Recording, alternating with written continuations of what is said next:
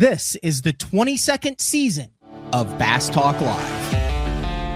BTL is presented by Bass Cat Boats, Strike King Lures, AFTCO, Pro Guide Batteries, Spro, Gamakatsu, The Bass Tank, Beatdown Outdoors, and Sunline.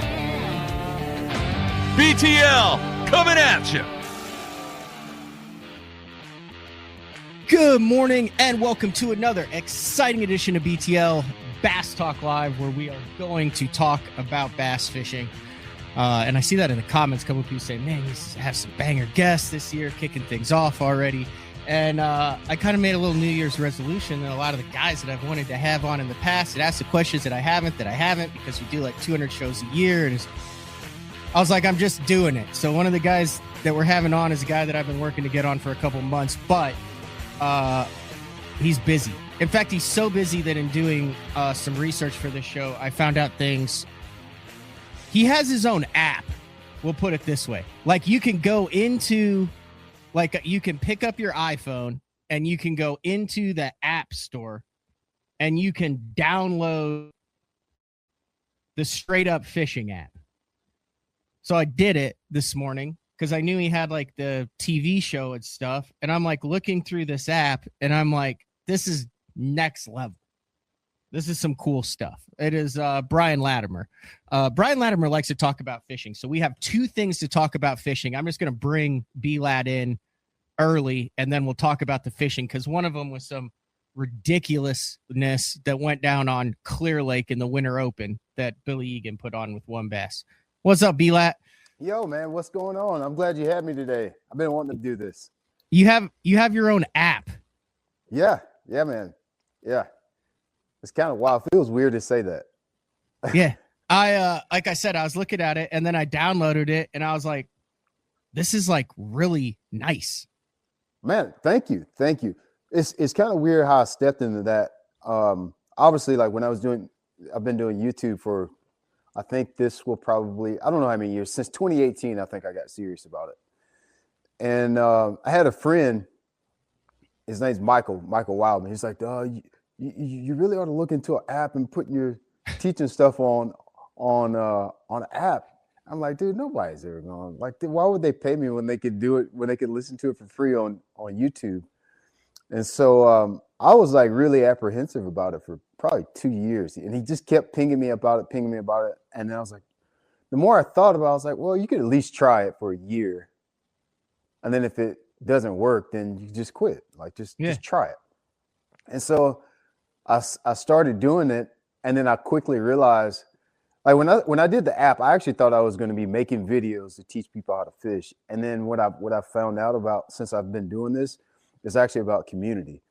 So in fishing space, there's so many new people, and Matt, I guess you know, I hope you know, it can be kind of gatekeeping. We're the tournament guys, and we're the kayak guys, and then you got all these new people, and they don't have anywhere, honestly, just to be loved on, to ask questions, very simple questions like how to put a shaky head together, how to put line on a reel. It can feel kind of real weird to them, but like, what I quickly learned is I wasn't making videos. I was making a safe space for people to ask questions, is what it ends up being. Yeah, that's fantastic.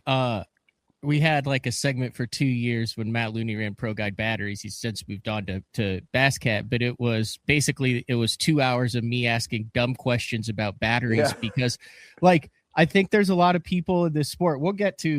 Don't worry, folks. We'll get to the 3-day 15 fish, 98.37 pound total that Garrett Ellenson had on Clear Lake this past week. I want to get your thoughts on that. But this is we'll just start in with a key point.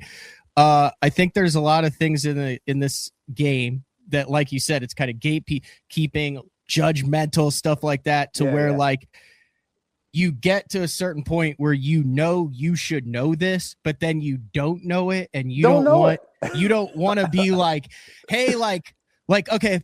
I was like that with batteries. Like, I had no clue how they worked. Everyone would be like, whoa, I'm running 3 12s in parallel and 2 30.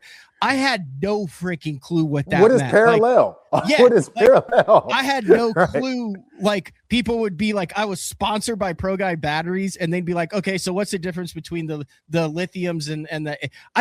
I'm like, I don't even know what an AGM is. So like, I did the shows where he'd be like, okay, this is what does that stand for? This is you that. Can't just say that. You can't just say AGM and then not tell me what it means. Okay, do you know what it is for me right now, Brian?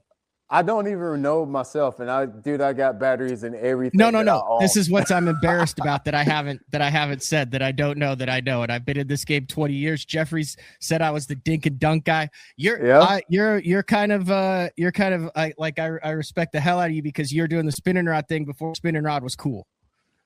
Dude, me, bro, you got to go way back further than me.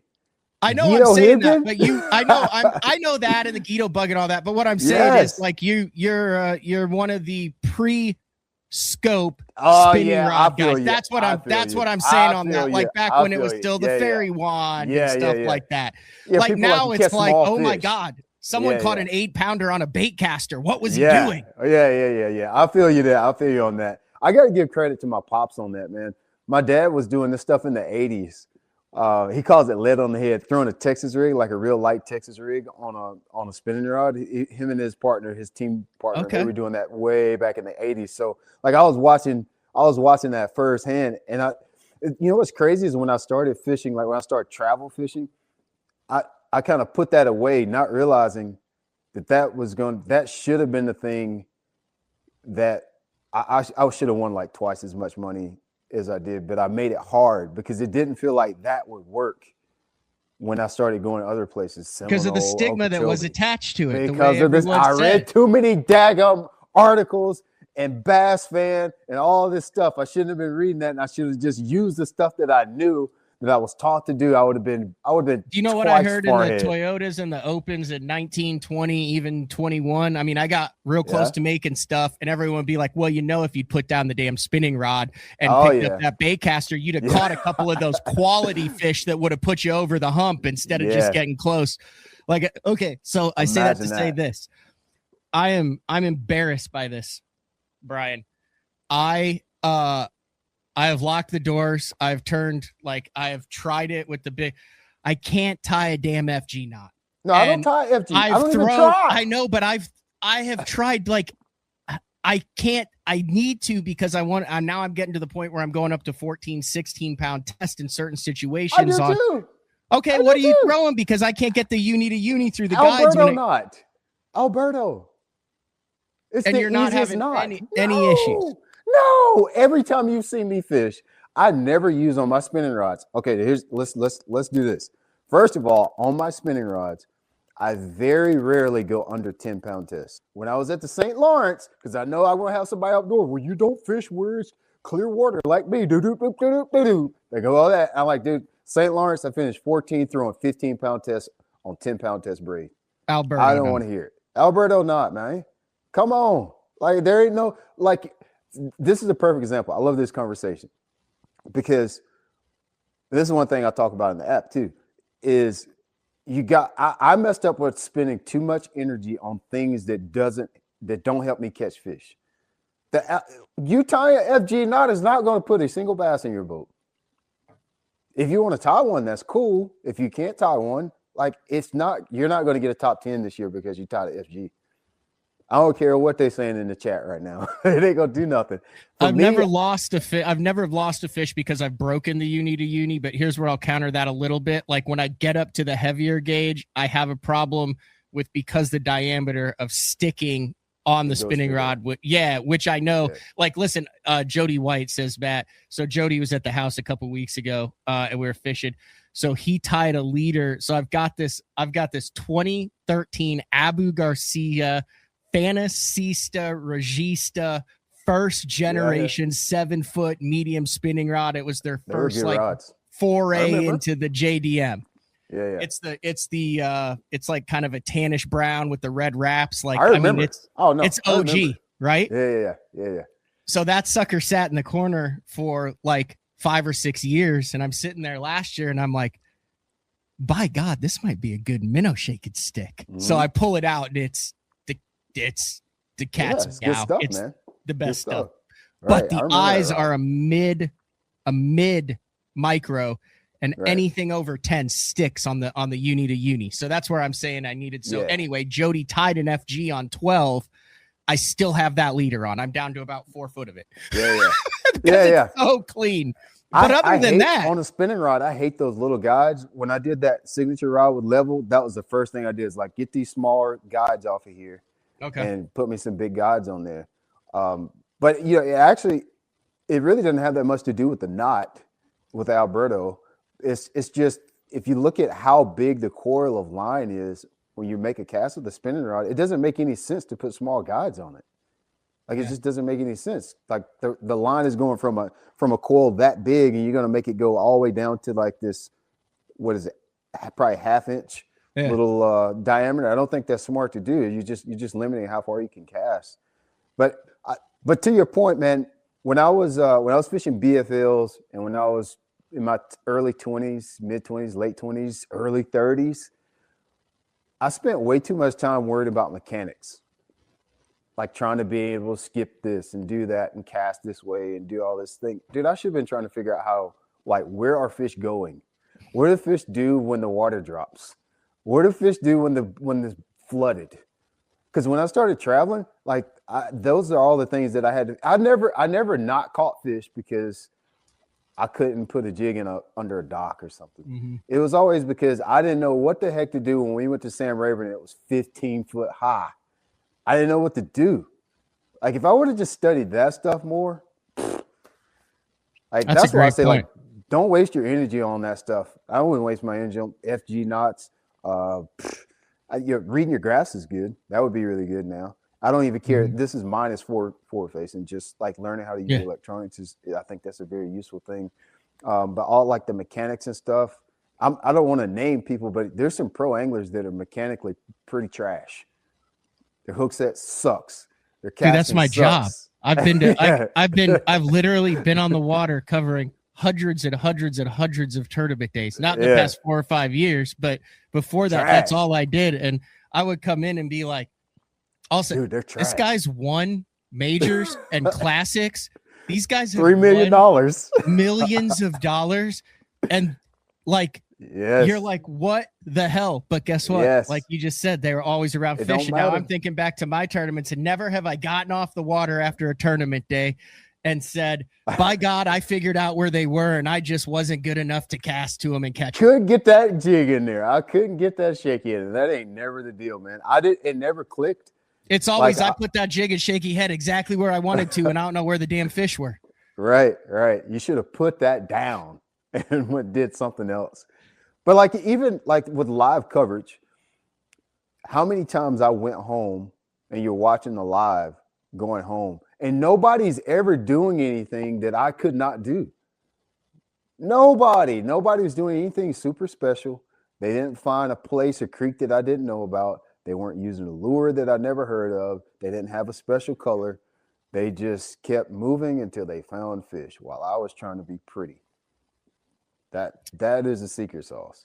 I would agree. I mean, the bigger tournaments that I've done well in, I have had a little bit of imposter syndrome where I'll be like back at the room at night and be like, if these freaking people knew how dumb easy what I'm doing is right now, like I almost feel simple, bad. Like man. I always feel like a little sheepish. Like I'm like, okay, simple. I don't know if this one counts because this is such a dumb, easy thing to be doing. And then it's the same thing. Always like simple. Have you ever had a tournament that you did well in where you were like, oh my God, that was so complex and I pulled it off? Like, I mean, our tidal fishery somewhat like that. Can you get out on the James? Can you get down in a Delta where it's like, has there ever been a complex game strategy where you're like, man, I had 2x9 and then I went and caught this one fish and then I fished this after this because this happened? Nope.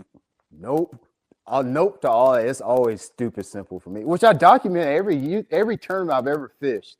Is somewhere on the internet, except for 2 that I haven't had time to edit because I want to do something cool with them. I hadn't edited St. Lawrence River. I don't even want to show people what I did on the St. Lawrence River because it's so simple that if I show that, everybody's going to be doing it. And I've done it like for 4 years solid. It's so simple that I'm scared to make a video about it. I don't have any. I hate complicated things. because it takes the fun out of it. I don't like going a bunch of different places when I'm fishing. I really prefer to have to move like 3 or 4 times during a tournament day at max. If I could do 1 or 2, it's even better. I like a main area and a backup. I don't have any complicated things. When I had been working at Z-Man for, I don't know, Z-Man's been a client of mine since I started. And when they gave me an opportunity to do something like a signature product, I think they were thinking I was going to do something crazy. I was like, I want a good shaky head. And they were like, well, I don't know if the market needs it. There's a lot of shit. I'm like, nope, I want a shaky head. There ain't that many good shaky heads out there. But like, where can you not use a shaky head? You can use it everywhere. Like, there's nowhere not to use it. But I don't have complicated. I think my whole thing is moving all that stuff out of the way and making it as simple as possible.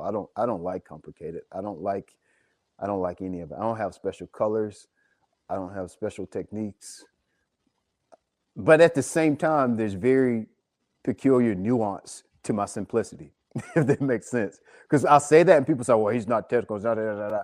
And then if you fish with me, like, there's very, very, very peculiar little nuances that I like about the things that I do use. Like, name one of the computer. I've got 3 packs of the. It's called like the shaking my head SMH. SMH. Yeah. So I've got 3 packs of them in the boat. I like them. It's a good shaky head, man. Like, it really is a good shaky head. Name one. Perfect example. Yeah. All right. Let's talk about shaky head. So I grew up in the era of when the shaky head got popular. I would say early 2000s, it got popular. Mm-hmm. Okay. There's the FLW tour. It's the shaky head tour, man. They went to Beaver Lake every year. They bust everyone in from the Walmart there. I mean, it was the big thing, smoke, fire. It was always one on a shaky head. I go to Lake Norman. It was a shaky head. Right. Even in my area of the country, there's a lake called Lake Kiowee. There's a spotted bass fishery. Back then, that was like probably our only true spotted bass fishery in South Carolina. Okay. We were throwing shaky heads back then, and I'm going to go ahead and say the name. I don't owe anybody anything. It was a shaky head called Spot Remover. Yep. Flat head on it. The science behind it was that it would make make the worm stand up and do all these things on the Spot Remover. Horrible hookup ratio, because back then we were using straight up fluorocarbon, and you would use like 6-pound tests. We didn't have like the weird sizes like 4. Spring too coming off of it, wasn't there? Yeah. Well, I said fluorocarbon. It might have been mono back then. I might have been using, what was Vanish? What was Berkeley Vanish back then? Vanish. Is that fluorocarbon or no? Unfortunately, I don't think anyone knows what kind of horrible material that was made out of. I mean, you want to watch your personal best vanish. Yes. That was a horrible name, right? Your lure vanishes on the hook set. Your dreams of winning the tournament vanish during the fight. Well, it had so much stretch in it that when you set the hook, that was fluorocarbon. It probably so it was fluorocarbon. Well, it still had a bunch of stretch in it. You go to set the hook on a fish, you'd reel him 5 or 6 times, he'd come off. It finally clicked with me one day why fish were coming off so easy. It was because of that flat head on the Spot Remover. You couldn't get a good hookup ratio because you didn't have enough pound test and enough hook set power to actually bust the fish's mouth open and get the hook to prick him. So what they were doing is they were biting the shaky head. Your hook set is so weak that you would just pull the fish along and he'd open his mouth and the shaky head would come out. Until he decided to let go. Until he decided to let go. Because that flat surface on him, it just wouldn't push the fish's mouth open. It wouldn't slide through easily. And so once I started using round balls back then, I started catching more fish. And so when we designed that head, Casey Ashley, like he's a Carolina guy who started using the round ball on the shaky BFLs head, together. Straight on the collar to get rid of the hook. You see the culture of this area. Like we grew up fishing BFLs together. So when we designed that head, actually, I'll tell you exactly what it was. I don't know if the guys at Z-Man would get mad at me or not. Well, they shouldn't let me do it. They had a jig. It's actually David Walker's cross eyes finesse jig. Yeah. I told Daniel, I was like, give me that head. Let's shrink it down. Like, let's take it like a bean and just squeeze it in. Like, it was like 30%. Shrink it in. That way it's not as wide. So when you set the hook, it will slide through the fish's mouth a little bit better. You don't need as much hook set force. Of course, we have braid and everything now, but you get a better hookup ratio just because of the shape of the head. Like if you're using a shaky head that's got one of those flat surfaces on it where they say it makes the head stand up, which it doesn't, by the way, it's still gonna fall over. You just get a better hookup ratio. That's all it is to it. Those shaky heads with the screw locks on them, horrible. Screw lock shaky heads. If you want to lose fish, that screw lock ain't nothing but a brush guard. It's a brush guard. That's what it is. You know the shaky head that like you'll probably remember this because this was when shaky heads. This was the designer shaky head. I want to see if you could remember it. It had a worm that went with it. It was all the rage. It had a screw lock, but it was like the hardest one to find, the hardest one to get, and everyone on tour or everybody who was doing it was throwing this combo. I want to say, what is it? I don't know, because keep in mind, like baits are almost they have little regions where they're popular. This was nationwide. If you were a shaky head guy, you had these and you knew where to get them, and you didn't tell your buddies because you didn't want them to get them. Let's see, what is it? I don't have a clue. The guy who invented the company used to fish FLW Tour. It was the Reaction Innovations Flirt with the screwed up jig head. Perfect example. You couldn't find Reaction Innovations up until probably 10 years ago within 80 miles of here. You don't use that stuff. Very regional baits around here. I'll prove it to you. Did you ever throw an underspin 15 years ago? Not until Ashley won the classic on the ones that his dad made, and then it was like, oh, cold water bait, this underspin, area. and then they came out with them afterwards, and then it was popular because they did the Roadrunner thing, and a bunch of guys did. We don't call them underspins here. We didn't even call them underspins. Like Rick Stickelberg made that popular with what was his company's name? Rick Stickelberg make it really good one. What's the one that Rick Stickelberg makes? Fish. I don't know who. What is it? Oh god. Fish Head Spin. Fish Head Spin. Yeah. Fish Head Spin. Like that's this area. You're not gonna find that at Sam Rayburn in Texas. You ain't gonna find that at Okeechobee. That was regional to this area. It got really popular for a while. Like we have things in this area that are right here. I never used that. What you're talking about, and you couldn't buy it anywhere. This is pre. Yeah. Keep in mind, I'm old. All right. I think we're probably about the same age. I just turned 41. How old are you? 43. Yeah. 43. Like this is pre-online orders. Like you weren't calling the tackle warehouse and getting anything. It was going to the tackle store. Yes. Yeah. You go to the tackle store and you're like, maybe this tackle store has the bait I read about in Bassmaster, or that I saw in the FLW magazine, or that my buddy had when he went to the expo that was 2 hours away. And then you walk in. Like I remember I was in Southern Illinois with Darren Gates.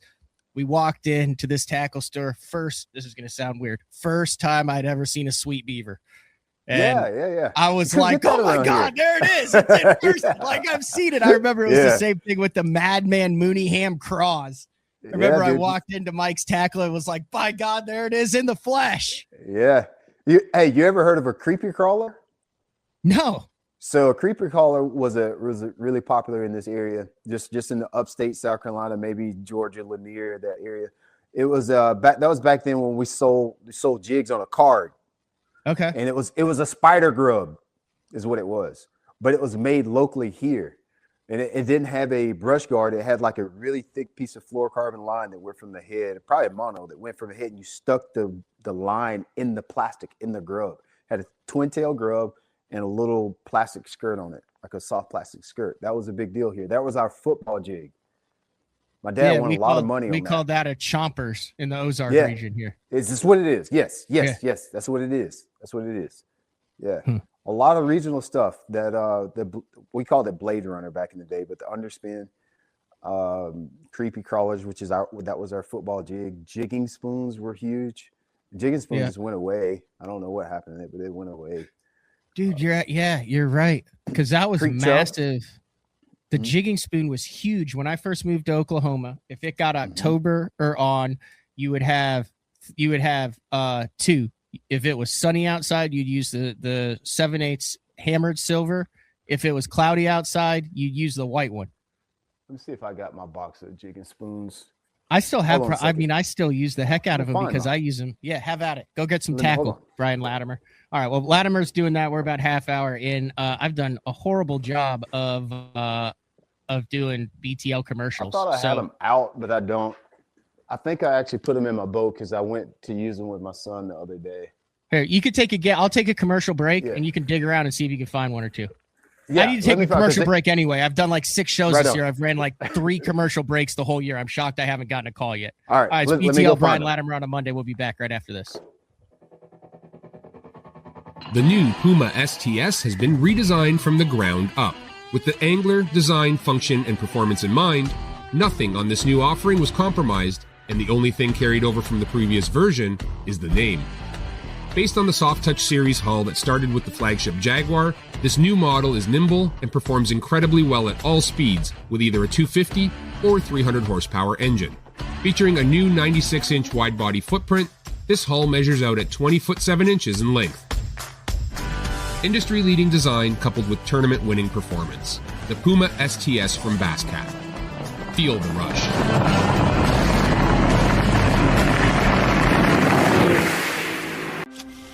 Before there were hashtags, there were handshakes and shared stories. They gave us confidence to make our first cast and chase our dreams. They taught us to fish, and in the process, taught us about life. They taught us that success isn't just about reaching the top. It's about lifting others up. The future isn't just about selling tackle. It's about 3 simple words. Let's go fishing. Here's to the original influencers.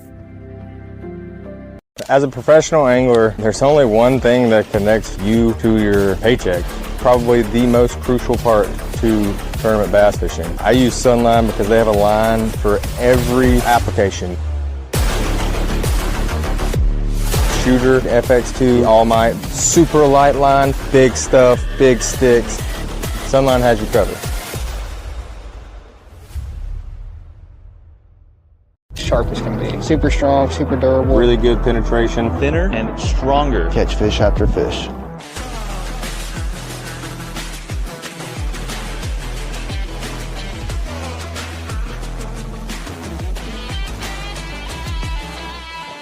I want to make sure that I'm using the best stuff possible. World's finest hook. World's finest hook.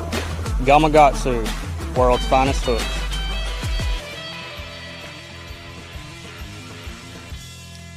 All right, welcome back, BTL on a Monday. We are in a patented BTL wormhole right now with Brian Latimer. I had no plan on going here, but here we are. So yeah, man. All right, were you able to find?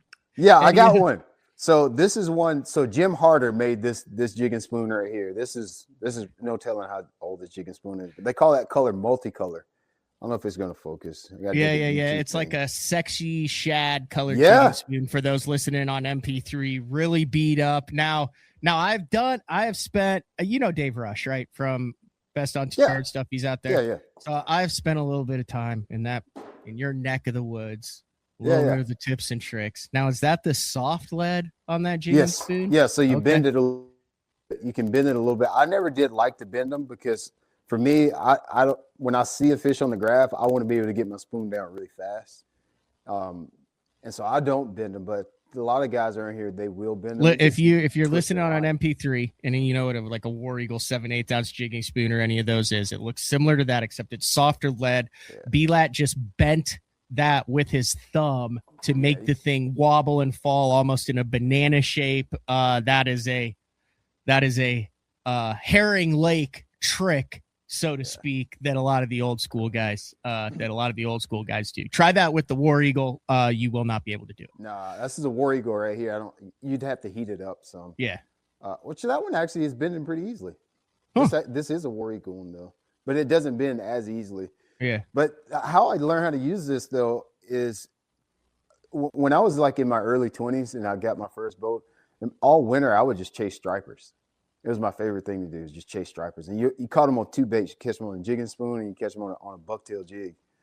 But it was all about graphing, use your graph, your maps, and then also just watching birds. But it taught me a lot about using electronics. I haven't even really done it as much with forward facing, just because now using the off season I kind of unplug. But back when I was crazy and just would fish in any kind of condition. Like the jig and spoon taught me a lot about how to read a graph. It's a good tool because it gets a really good return too, because it's solid. Yeah. You know?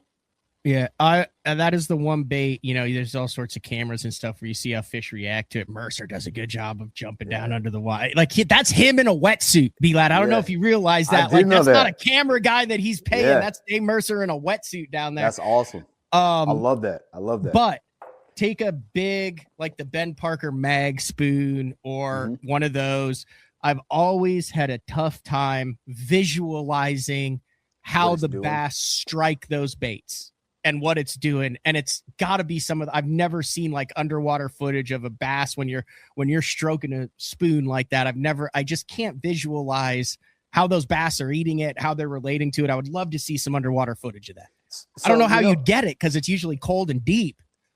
All right. Well, let's talk about that here in a second. But the retrieve on this, I'm not doing all this crazy stuff with the jig and spoon. If you ever see anybody with one of these and they're doing the rod tips, doing all of that, it's right here. That's it. It's just right on the bottom, just coming off maybe 8-10 inches off the bottom, going back down. 8-10 inches off the bottom, going back down. And the cool thing about it is I can get it to a fish fast. So you're in 50 foot, 45 foot. I see one instantly. I get my bait down to it with a drop shot, a shaky head, a Ned rig. You're letting it down. It's like, go, go, go, go, go, go, go, go. Oh, he's gone. Yeah. All we had was 2D sonar, so I couldn't chase him. But with this, I could run down a fish really fast with it. But we're not jerking this thing 3 foot off the bottom, 5 foot off the bottom and letting it flutter back down. That's not what it is. These fish, they stay really close to the bottom a lot of times. And so it's just here. That's it. Almost like you see those walleye guys do. No walleye guys. I think they it's called pounding sand. Pounding sand is what I'm doing. Pounding sand is what you're doing with this. If you're doing all of this, you won't catch. I'll catch you 10-1 if you're doing all that crazy stuff. It's just right there. A super limber rod, a short limber rod, like a crankbait rod. A crankbait rod, yeah.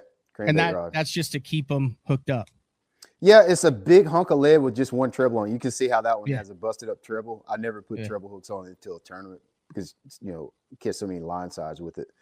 But the best in this area, a guy that won so many boats who fished a lot of team tournaments with my dad, and so he taught my dad. So intrinsically, he really taught me. His name's Buster Green. That's best jig. Yeah. And he was good too, man. Won so many boats back in the day. There was a trail here. They ran sort of like Alabama, Tennessee, South Carolina, Georgia, North Carolina. It's called a Jerry Ryan.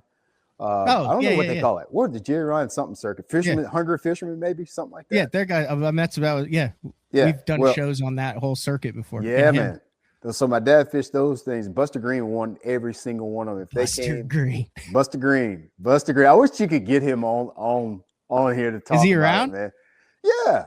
Buster. He used to be a striper guide. I could. I would love to connect. I'll chat with you after, and then we can have a spoon. We can have well, you could or do it on your channel or whatever. If you want to do it on BTL, I'll get you both on it. We could do it. But we could do it. So you would need me because let me tell you, it's like having my dad on. So the old school fishermen, they're not going to get on here and start talking a whole bunch. You'd have to pry it out on them. They don't get one word answers. So in 2016, I fished the Bass Nation Championship on Hartwell, and I don't think I've ever actually told this story out loud. I will. So I go to pre-practice by myself, super pumped. Had never been out there before, and I had a boat. I had to have get oil. It was right before I got in the Bass Cat, so I took my ZX 190 single axle trailer out there, but I needed oil. So I'm in the parking lot of a Walmart, and there's this old man. I'll call him an old man. He'll call himself an old man, doing hot laps with socks up to his thighs, short shorts, and little 1 pound weights. And he walks up and he's like, "Are you doing a little fish around here?" Yeah. And I was like, "Excuse me?" And he's like, "How do you say you're doing a boat there? It's in Oklahoma." And I'm like, yeah. Anyway, long story short, the guy's name is George Parker. I don't know if I know George Parker. I know him. Old man George Parker? I know George Parker. Yeah, old guy. I know him. He fished BFLs with me. It was George Parker. Yeah. So this was before we had 30-day no limits. So I said, we ended up chatting for like 20 minutes. And I said, "George, I don't know what the hell you're doing later today. I said, but I'll be at Green Pond." I said, Yeah, he said, let me get the rest of my diabetes walk in. He goes, I'll meet you at the damn boat ramp. That's George. That is 100% him. That is 1,000% something he would say. My diabetes walk in. Yeah. So anyway, long story short, I need to call him. I haven't talked to him in about 6 months.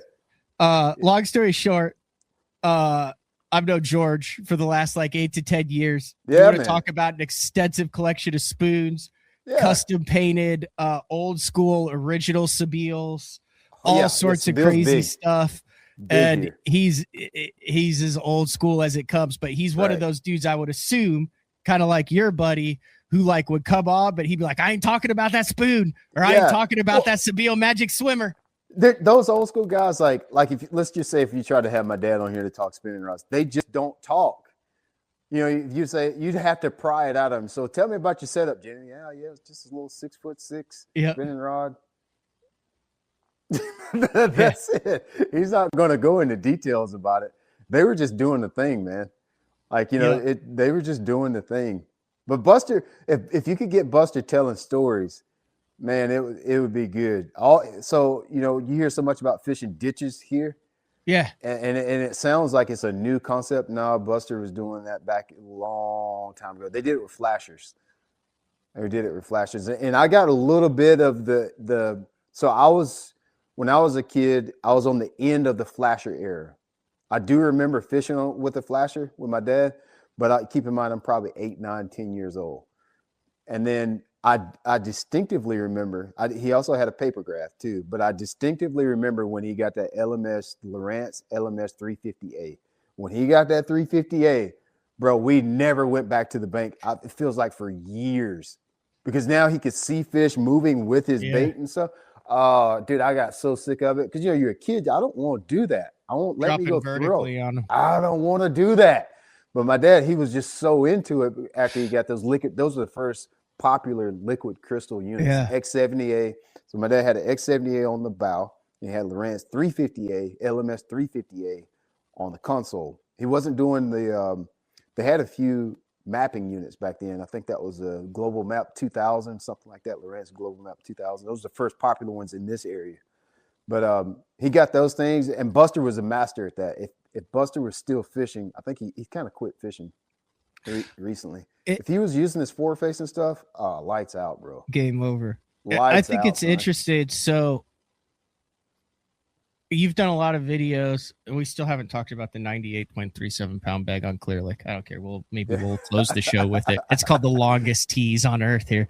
You do a lot of shows about, I like where you just sit down and chat. You sit on a cooler. You say, hey, here's what I'm thinking about. Here's what's on my mind and all that. Those are my favorite ones to do, actually. Yeah.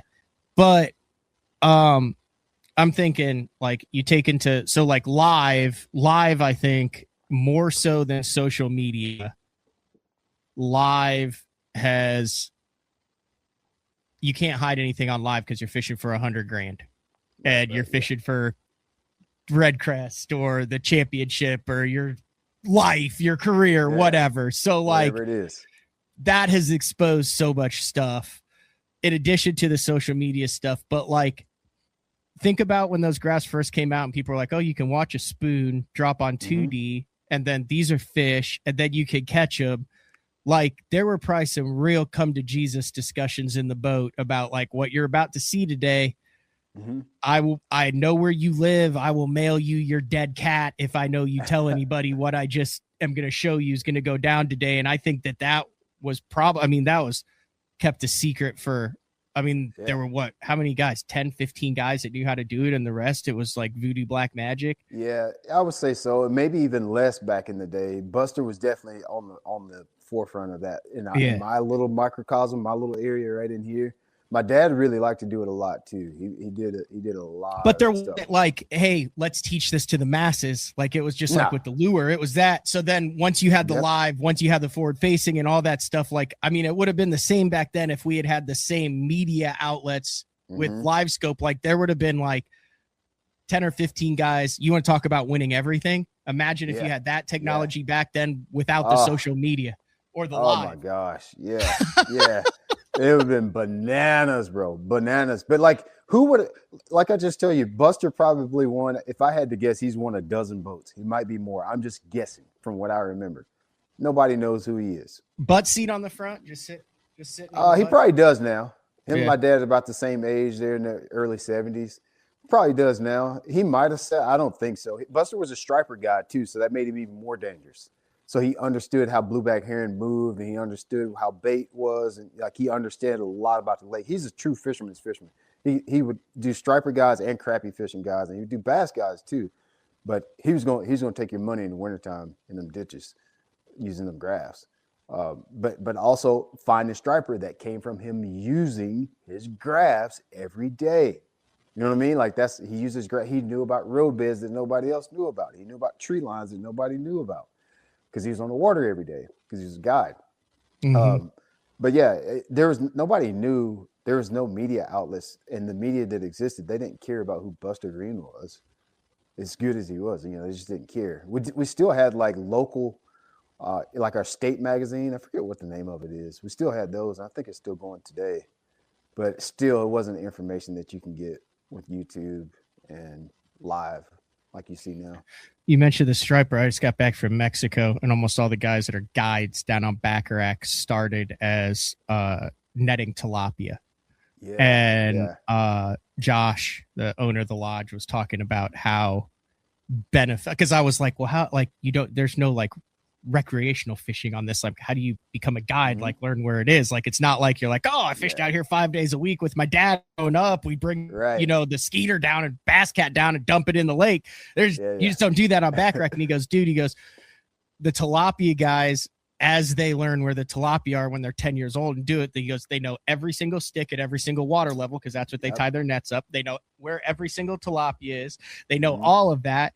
And they also know where every single bass is because they see them in the nets when they catch the tilapia and the fish around it. He's like, you want the best bass guide? He goes, I'll show you the best tilapia netter. And he's also going to be the best bass guide because he knows where every single fish on the lake is.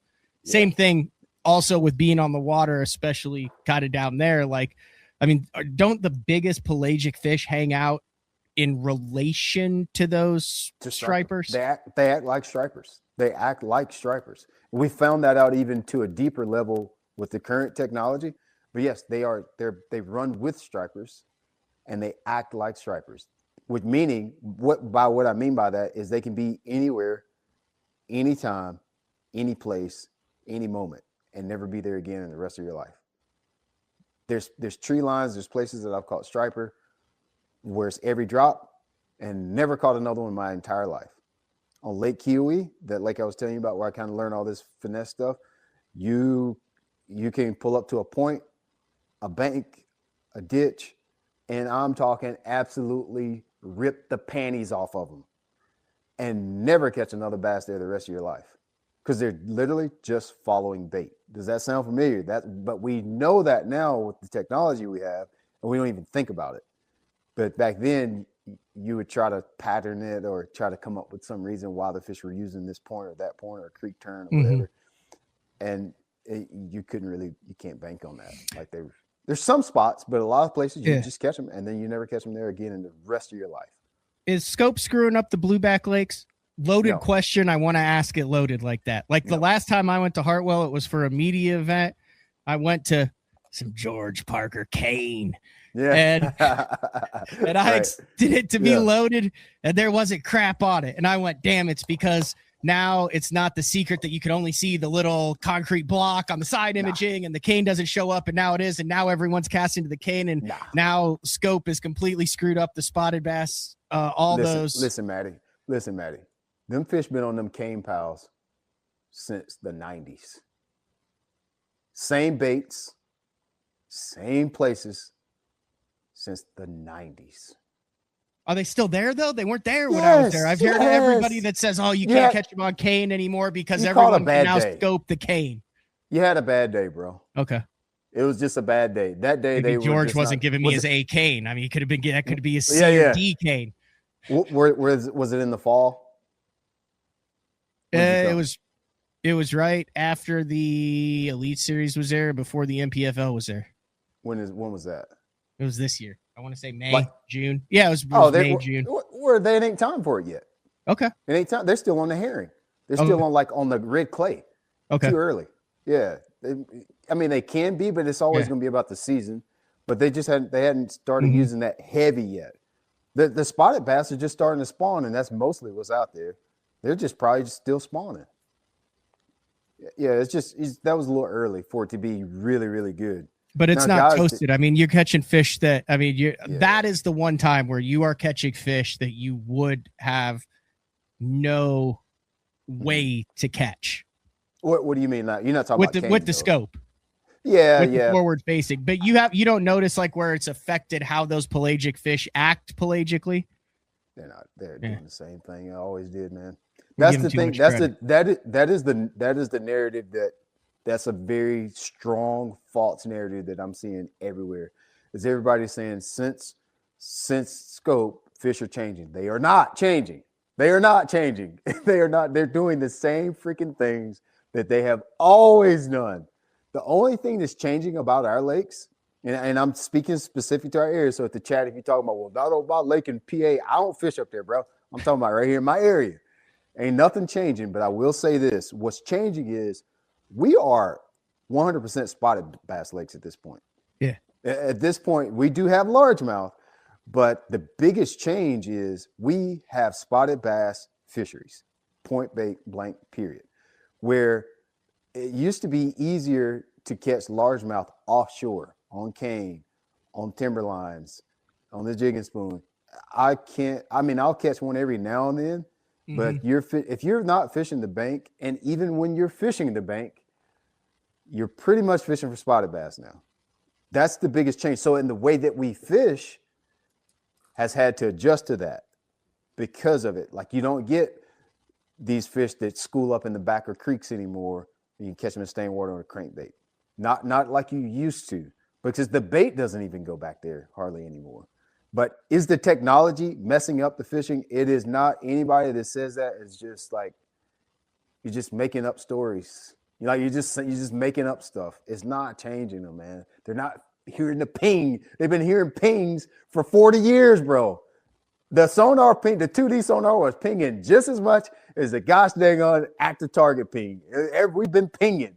They've been hearing pings for 40 years. This ain't new to them, but maybe are some fish seeing lures where they didn't see lures? Possibly. Yeah, possibly. But the fishing, man, like from now to the end of time, fish are going to spawn from March to May. They're going to get on blueback herring from April to June. They're going to get on cane piles from forever, all year since we have spotted bass. Like none of that stuff's ever going to change. It's never going to change. It's always going to be the same. You mentioned the spotted bass fisheries. All right, like I'm thinking like a Polinick, a Shakura, the Johnston. Like you can like name qualities that say like this is what makes a good smallmouth bass fisherman. You can like even kind of apply those to largemouth guys. A little tougher on largemouth, but specialty fish, spotted bass, not coast to coast on that. Your top three qualities in an angler that make you a good spotted bass angler in that Carolina region. Now take out the California transplants, take out the Alabama stuff like that kind of Carolinas north. Like let's go like Lanier, Lanier, Kiowee, Hartwell, Murray, that type of stuff. That's a good question, man. That is a really good question. The best spotted bass fishermen don't fish deep. The biggest spotted bass live on the bank. Really? Yes, biggest. If you want to catch big ones, you better not go over 20 foot. Which in our lakes, I know to some people they're like 20 foot. Oh God, like where we live, 20 foot. I would even say 15 foot. If you can find the brush. 20 foot or fish in 20 foot. Fishing 20 foot. You should not go deeper than 20 foot. If you want to catch 4 pound plus fish, you need to be fishing the bank. That goes for Lake Kiowee. That goes for Hartwell. I cannot say for Lake Lanier because I actually don't fish it that much because it's closer to 3 hours than it is 2, and I'm not going to drive past Hartwell to go to Lanier. But the biggest spotted bass run single, just like everything else. I very rarely catch big ones fishing deep. And so it is with the guys that are really good at it, that fish a lot locally. Because honestly, I don't get to tournament fish, local, competitive fish local as much as I used to. I say I don't get to. I don't. When I get home, I won't stay home. But the guys that I know, they're really good. They're really good at catching them in that 10 to 15 foot range, whether that be on something they planted. I know a lot of them plant a lot of brush. Too. Shallow brush, then. A lot of shallow brush. A lot Like of brush on docks. nothing banks. No nothing banks, road beds, docks. It's almost what they do more than the skill that they have. Mm-hmm. Okay, so if you're looking for an answer, skill. That is the skill. They know where to put it, and they know why to put it there. So you've got this big fish that's cruising. He's by himself because he doesn't want to have to exert extra energy to compete with smaller or other fish in the areas, to where then he might have to chase it down, burn calories, and not get it because his buddy gets it. He's cruising. Boom.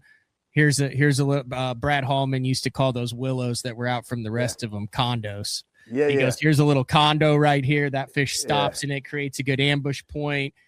He just hangs out there and you just run him until you see it, and there's a big lone wolf in him.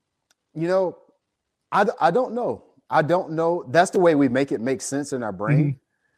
Mm-hmm. I honestly don't know. I really don't know. I wish I had a better explanation for why the bigger ones live shallower, but I truly just don't know. I really don't. All the biggest ones that I've caught have always been on the bank. I'd rather get 7 or 8 bites at Lake Kiowee than going out deep and catching 40 and catching. Here's my theory. Pounds. There's more stuff on the bank that they can eat, and the bigger you are, the more you can eat. Yeah. So you have more reason to go up there, because now you're adding a bunch of stuff that a 13 to 17 inch spot can't even get their mouth around. And when you're shallow, your caloric exercise or what you're exerting per intake. And when you're shallow, the crap you're trying to eat can't go down because it's already down there. So instead of the up and down and chase around, you're the only thing. And if you come across a bluegill, you can fit it in your mouth. If you come across a mouse, you can fit it in your mouth. Yeah. That's like I said. I think they're eating bluegill, crappie, crawfish, those ones that live a little shallower.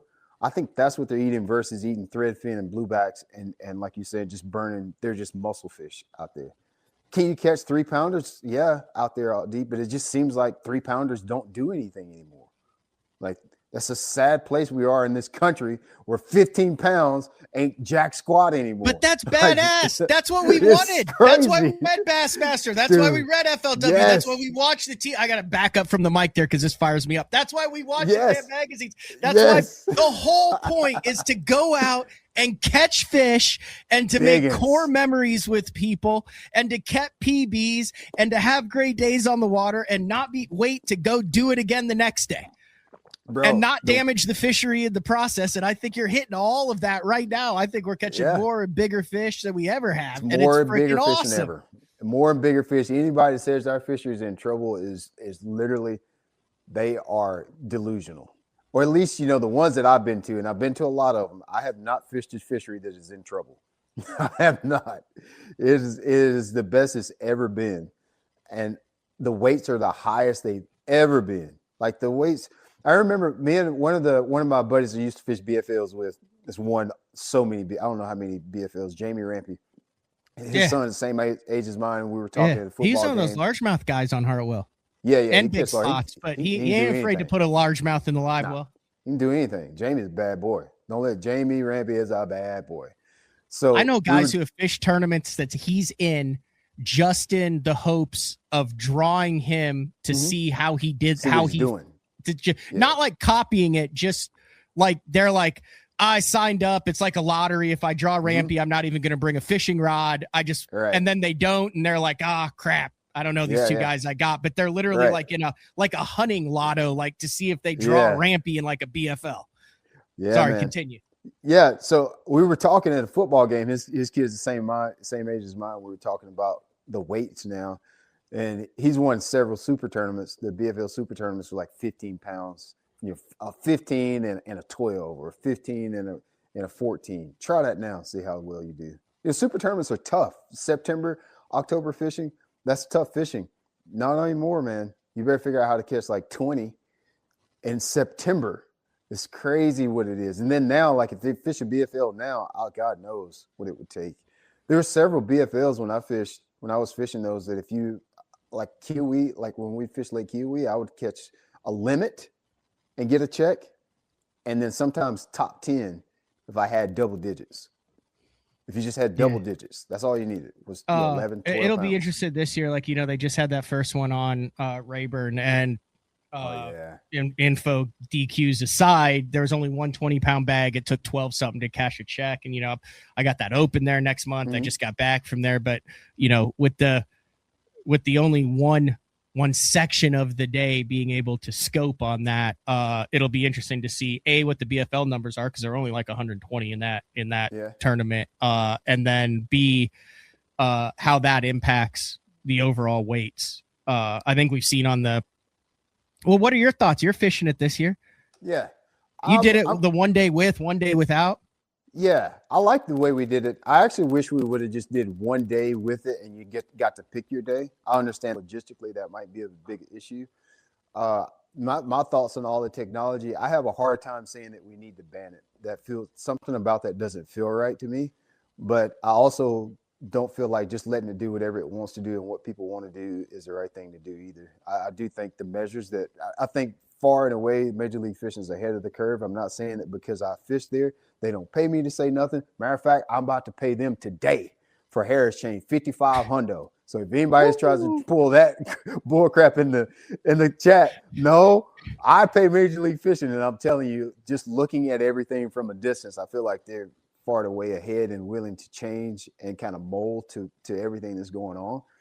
And I like the way they're doing it even with the 3-hour thing. It's not my favorite, but I just appreciate that they see that, hey, we need to do something, and taking it away don't seem right, but yet we can't just let this just run away and let people be lawless. So I appreciate even just the effort. I personally do, but I don't think it needs to be banned. I think. Why did it take so long for the organizations, Brian? This stuff was out there. I mean, you saw Scott. I mean, you look at. I've said this before. You look at Lake Cumberland. I remember watching Lake Cumberland, and I'm like, why is that sucker throwing a jerkbait 15 feet?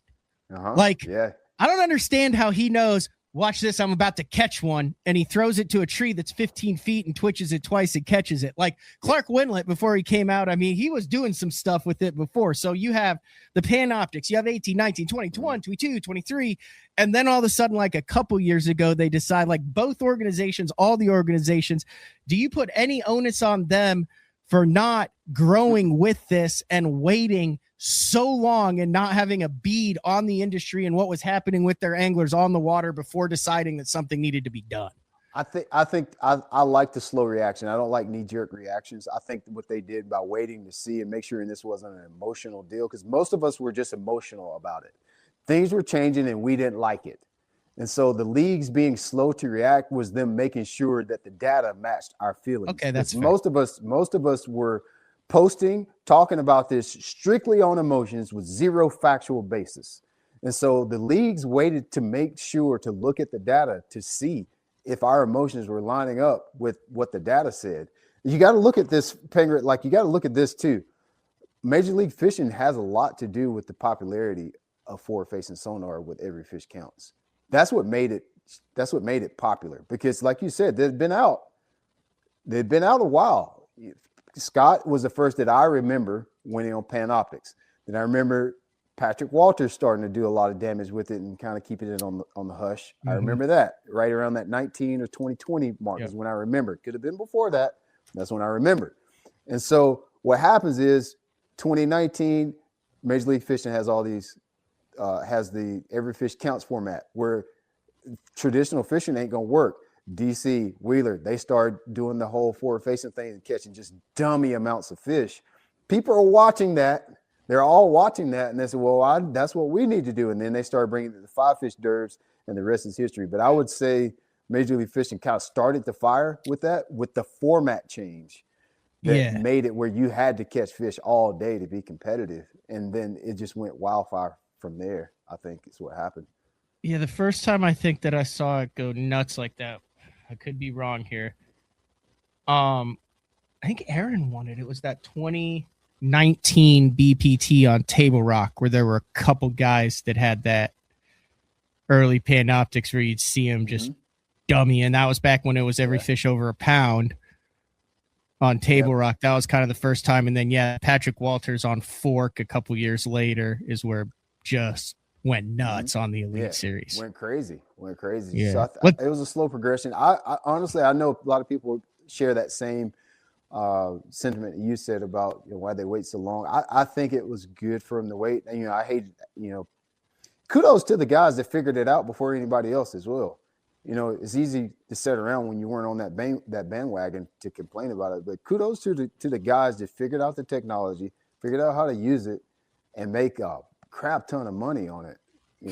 That's like, let's what's go. even worse, Mr. Latimer? Someone who was around it, had it early, figured it out, and didn't know how to apply it to freaking bass. To tournament fishing. Listen, using that technology and using it in a tournament is two totally different things, by the way. 100%. I did it in the Toyota Championship in 2019 on Cumberland. Yep. The one that Andrew won? I finished third in that event. Yeah. And you can go back and watch the TV show and watch what I did. And I could scope fish at will. Yeah. I go back and looked at, and I'm like, okay, why am I throwing a crankbait down the back and only then putting a drop shot on something that I see while I'm why am I not just going around going, okay, there's a brush pile with fish on it. I was so mad at myself, and I was actively scoping at the time. I was like putting a drop shot down there, catching it 2019, October of that. I was scoping them, and it never occurred to me, oh, let's just scope. Because every time I picked it up, I caught fish off every piece of cover. I go back, I'm like, what an idiot. But why would you, with the history that you had? All of us as fishermen, we're just stacking experiences. Something happened, and we use that experience in our next fishing trip. You didn't have any experience prior to that to tell you to do that. So you can't even be hard on yourself. You actually should be proud of yourself for even thinking to do that anyway at that time. Because nobody was doing that, man. Nobody was doing that. I remember sitting at the boat ramp then, and I was with the bass tank, and we were doing the crappie thing, right? So we were dropping on crappie 30 feet away. We'd never ranged it out. I was doing all this with it at 50 feet. Yeah. No one had ever ranged it out. It was just new with the 32 and all that. Anyway, I remember sitting there at the ramp and being like, I think I'm one of the only guys with this. I remember seeing one or two other guys with that. And you could tell easily on the transducer, because if you were an early adopter, you'd look around and it'd be like, okay, that guy has one. And then it'd be like, well, of course that guy has one because he gets the new shit no matter what it is. He just has no idea how to use it, but he's always had 6 graphs and the latest, greatest stuff. So I'm not worried about him. Then you'd go a couple weeks later and you'd be like, oh, there's 3 or 4 guys with it. Then you'd show up the next year and you're like, damn, I bet half of these guys have it. Then the next year, oh my God, look at that guy's about to get roasted. He doesn't have it. Yeah. That's exactly the way it was. I feel like the gold rush was 22 to present is when I feel like it's 22, 23, it got wild. 23, 24, it got really wild. And so I feel like last year they kind of brought it back to normal a little bit, at least a little bit. Wouldn't say to normal, but it's coming back in range. Honestly, I use it a lot.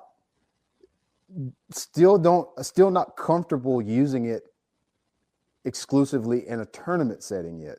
I'm just not comfortable because a lot of times you catch fish on nothing, and I have a phobia about feeling like, well, how am I going to duplicate that in the tournament? I have a tough time with that. But I will say this: it sure has been fun fishing the bank the last 2 years because ain't nobody out there. It's easy pickings on the bank right now. It's like the most fun I ever had the last 23. I had a lot of stuff going on, personal stuff going on. I got sick and a little bit of death in the family, but 24, or was it 24? 24, I couldn't fish. 23, 25, dude, there's just stuff. You can fish wherever you want. Do whatever you want. And there's fish still on that stuff. You might not top 10 doing it, but God, it's a lot of fun. It's a lot of fun. You had a video recently where you called yourself a content creator. Yeah, I'm a content creator. Not a professional fisherman who does content on the side. It was interesting to the comparison with Bill Dance and all that stuff. Yeah. I fish competitively. I'm looking for legacy. I'm looking to be able to.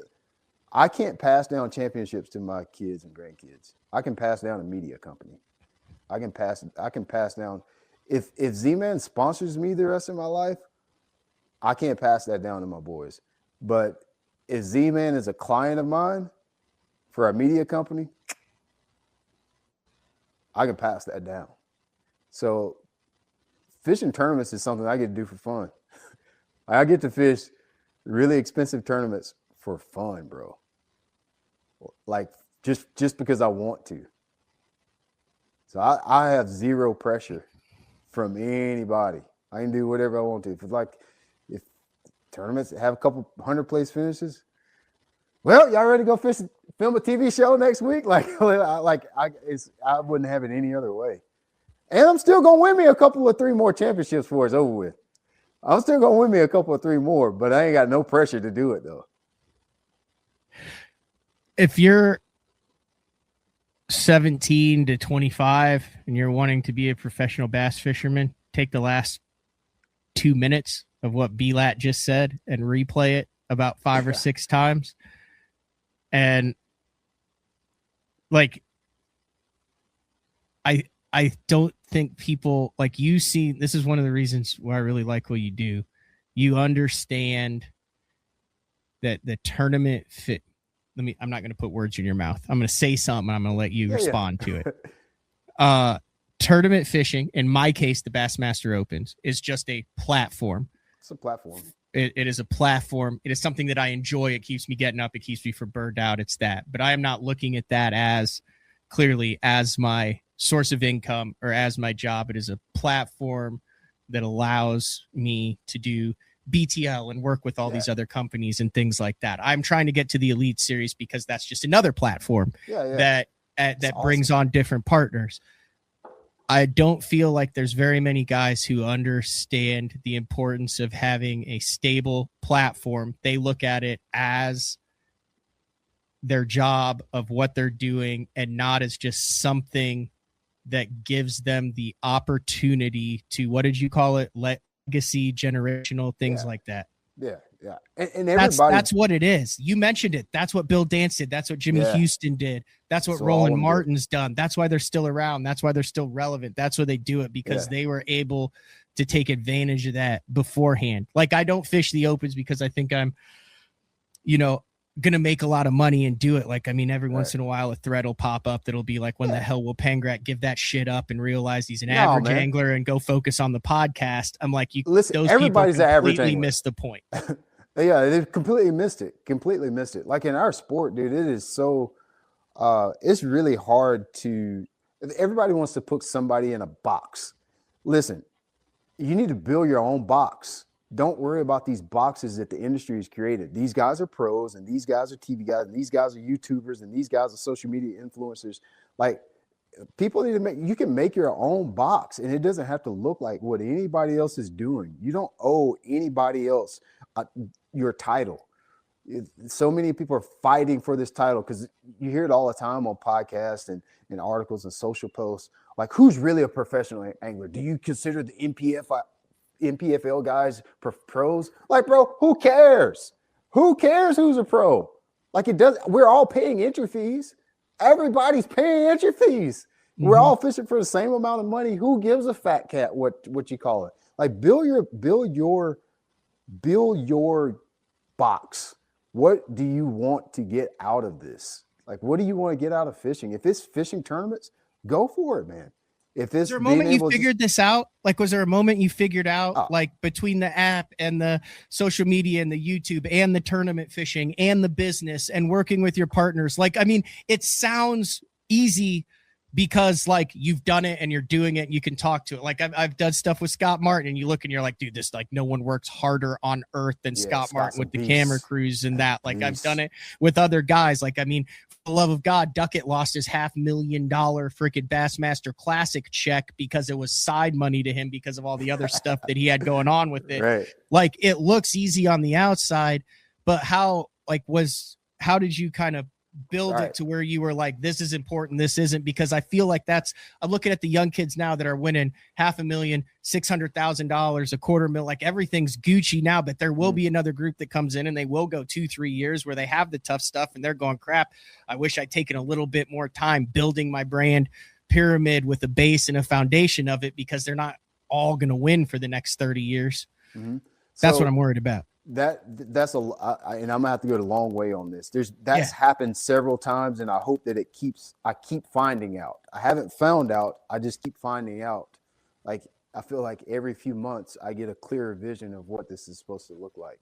So obviously, just like everybody else, I wanted to fish tournaments for a living. And thank God I grew up in a family business. So I was ahead of the curve, even though I didn't have enough money. So I have this weird thing. Only certain people will understand this. I grew up very privileged. I just didn't have any money. My privilege was I grew up in a house with a dad that was running a business, negotiating deals. He was growing a company. And so I saw firsthand how you talk to customers, how you acquire customers, how you move money around, how you use money to make money. So that concept was never new to me. It's like, I don't even know what it's like. I've never worked for anybody my entire life. I've always made work for myself. But that came because my dad, I watched him do that. He didn't even teach me. He didn't say, son, this is how you make money. If you ever grew up in a small family business back in the 90s, phones ringing off the hook at 6 a.m. That's how I grew up. Phones ringing off the hook at 9 p.m. So I saw how he negotiated deals. So when I looked at the math of fishing, when I hear these guys that turn pro and they're like, I can't believe there's no money in it. This ain't no NFL. Bro, you didn't see that? Like, how did you not see that there's no money in bass fishing competitively? Like, how could you not look at the entry fee, then look at the winnings, and then look at your odds of finishing in the money in every single tournament and not have enough brains to figure out, well, I'm going to have to do something else to be able to do this. So I saw that before I even started. Like, how do you not know that, though? Seriously, though, Matt, how do you not look at the payout on the Elite Series, the payout on the Bass Pro Tour, the highest, what we say the highest leagues are? Mm-hmm. How do you not look at the numbers and not understand when you go into that you're going to have to do something else? You can't go deer hunting in the fall. I'll tell you why. Because if you make it to that level, you have so much belief in yourself that it's delusional. Yeah, but that's why you made don't it. Do that. Is because you go out and you're like, you know what I mean? Like, I mean, I think that's why. I think that's because you're the way you go, oh, well, so I'm sad. the Drew Gill. I'm the I'm the KVD. I'm just saying, I think that's. But to your point, think about the guys that were really good fishermen, with the exception of, only exception I can think of is Kevin Van Dam. The guys that really only just use fishing are kind of grumpy when they get old. But have you ever seen Jimmy, Hank, all the Bill Dance? They happy as a mug, happier than they ever been. They're just cheesing. They'll shake hands, but go shake some of the hands. I ain't gonna say no names. Y'all know who I'm talking about. I can think of a few. The old guys that just fished all their life into this. Rick Clunn is cool too, though. Rick Clunn is. It's probably. He's love an the way enigma. he thinks. He's an enigma. He's one-off. not fair. He's one off. But all the old guys that just fish are very grumpy, like very, very grumpy, because they ain't got no money. They still got. Can you imagine having to fish to wake up at 4 a.m. and have to go tournament fish for 45, 50 years? You grumpy, and you ain't got no money. You are mad at the world. But Hank, Jimmy, all the guys, they happy. You ever see Roland Martin mad? I ain't never seen him mad. He's never mad, man. Happy as a mug because he made money. That's why. Like, money makes you happy. So I don't know how you don't see that. I don't know. Like, it's sitting out there in front of our face. It's sitting right there in front of our face. Anyway, I don't know where I was going with that. I was talking about younger anglers. So the whole thing, I'll bring it back to it. Like I said, I like it. We're on so many wormholes that it's coming together in a cohesive unit now. I was saying your vision of creating the media around it, you're talking about your dad and how you had a great example. You were rich, not monetarily rich. That whole thing is how we started. So let's go back to that part. I didn't have any money. I never had. When I started fishing the FLW Tour in 2016, I had about $13,000 total altogether, and I put that on the deposits to fish the FLW Tour. I didn't have enough money to fish the whole season. I figured I'd figure it out a little bit as I go. If I don't finish, well, at least I tried. And now I'm like, I think this is the 10th season. I didn't have money, but I had the privilege of seeing how to make money. And so I was ahead of the curve. I always knew I wanted a TV show. I always knew I wanted to film or capture experiences with my fishing. I always wanted that. I just didn't have the money to do that when I was 25, 26 years old. And then back then it was just a different world. Then YouTube comes about. And so I think what really opened my eyes to how to do YouTube was the Googans. I didn't realize I had a YouTube channel for 3 or 4 years and I didn't really know what to do. I was doing like these weird tournament recaps and I would get like 18 views. And then I met the Googans at the Classic, and it was either Oklahoma or Texas. I didn't know who they were. And then there was like these long lines waiting to see them. So then I started Googling them right there in the arena. And I went on this binge watch of seeing like what they were doing. I was like, oh, dude, like they're just going fishing. And they're just showing people how to fish. That gave me some insight on like how that could work for me. But what really, really happened, so like I spent like the next year, 18 months or so, just making videos. I didn't really know what I was doing. It's not that I didn't know what I was doing. I didn't know what direction I was going on. And I was doing a bunch of different things. I was just tasting things. Then when I won Seminole in 2019, this is when the light bulb really went off. When I won Seminole, it was just a tournament just like everybody else. Like plenty of people win tournaments. Well, not plenty, but, you know, a lot of people win tournaments. And for whatever reason, that hit harder. And I found out that it hit harder because people had watched me not do good, and then I did good. And so they were invested in my story. And so what I really learned was that I can reach way more people by filming my experiences, like just sharing my experiences.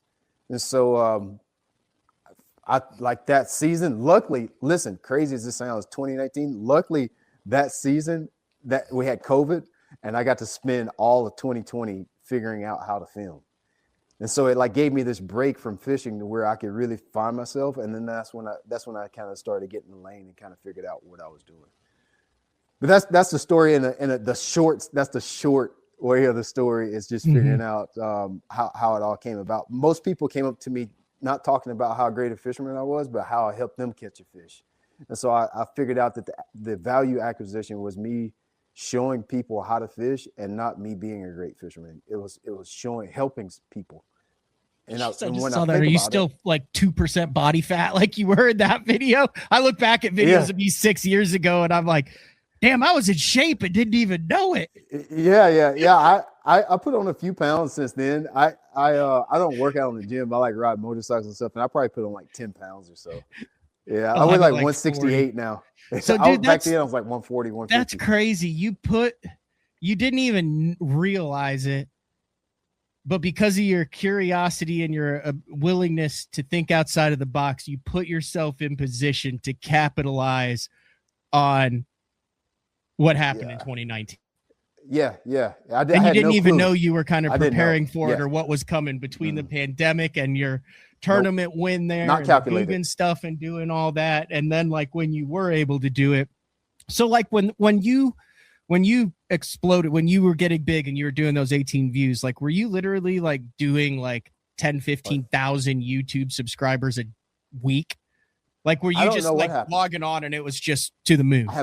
I literally have no idea what happened. I really don't know. I was just making videos. I really don't remember. I just remember not getting views.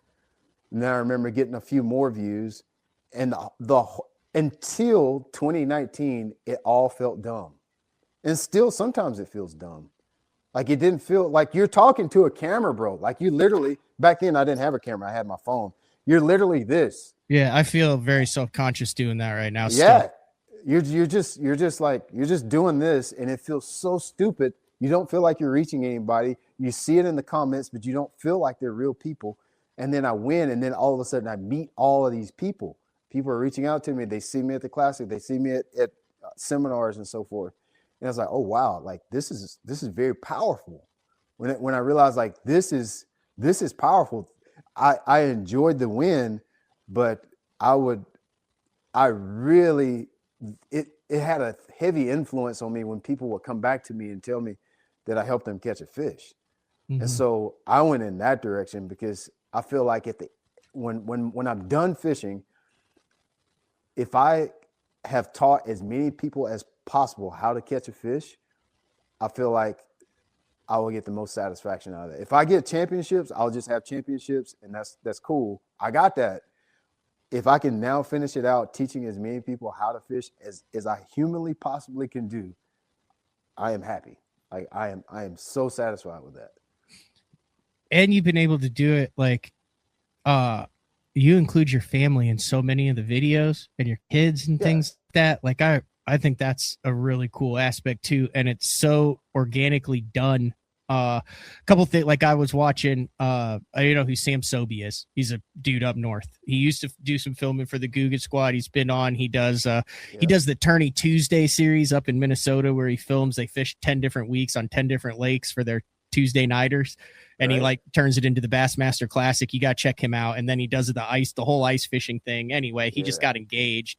And he did it on he did a video about it, and he said, "Hey, I recorded this not for you guys, but for my future family, for 30 years from now to create it." And it's cool, like watching you throughout, like you watched that 6 years ago, and your kids and your family and stuff there, like watching it now, and then like it's cool you've been able to kind of like watch them grow and organically be a part of your whole process as they've aged. I mean, can you think about how cool it'll be?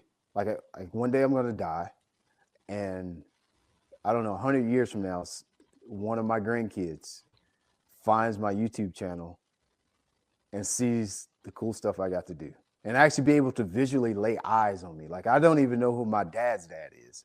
Like, he died before I was born. And my dad always tells me all these stories about how they went fishing, and my granddad was a carpenter, and they built houses and all these things. So that's why my content is very sporadic, because I am making videos for audience, but I'm also building videos because I know one day I'll die, and my grandkids need to see what they can do. It might not be fishing. It might not have anything to do with fishing, which is, in my mind, one of the most bizarre ways that you can make money. But if they'll look and see me going across that stage and think, well, maybe I can make money doing whatever bizarre thing that they thought of, because I decided to document it. So like that's some of the motivation behind. That's why I may do teaching, and then all of a sudden we're doing a dirt bike video, because I want them to just like I want a paper trail of who I was for my generation, the generations to come. Like I want them to see that. Because I like, imagine if I got to see my grandparents, what they were doing in the 20s, 30s, 40s, 50s. Like that would have a heavy influence on who you are as a person. I feel like it would anyway. And it seems like you aren't burned out. No, I'm not burned like out. Moments of craziness, like the industry as a whole, if you let it get to you, it can get to you. Yeah, it's a very toxic place. It's a very arrogant place to be in. There's a lot of egos involved. Nothing's ever good enough if you pay attention to the industry. Now, if you build your own box, it's just you and who you let in it. Yeah, that's why it's important to build your own box, because nobody can validate you. Because like, just being honest, especially now, like my YouTube channel is not the biggest in fishing anymore. Like it's not even close to the top. But like, I'm not even building videos for that anymore. I'm building videos for, like, number one, very specific people that are looking to learn how to catch a fish. And a lot of the fishermen in the industry are not looking how to learn how to catch fish. They're looking for ego stroke. I'm just looking to help people catch fish. And then I'm also building videos like for myself. So you can't get burnt out with that. But if you're building videos to satisfy somebody in the industry, you'll get burnt out really fast.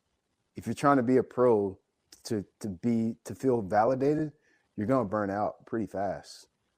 So that's why I think is really important for people to build their box. I wanted to say something about this too. It made me think. You were talking about something, and it made me think about it, and we started talking about something else.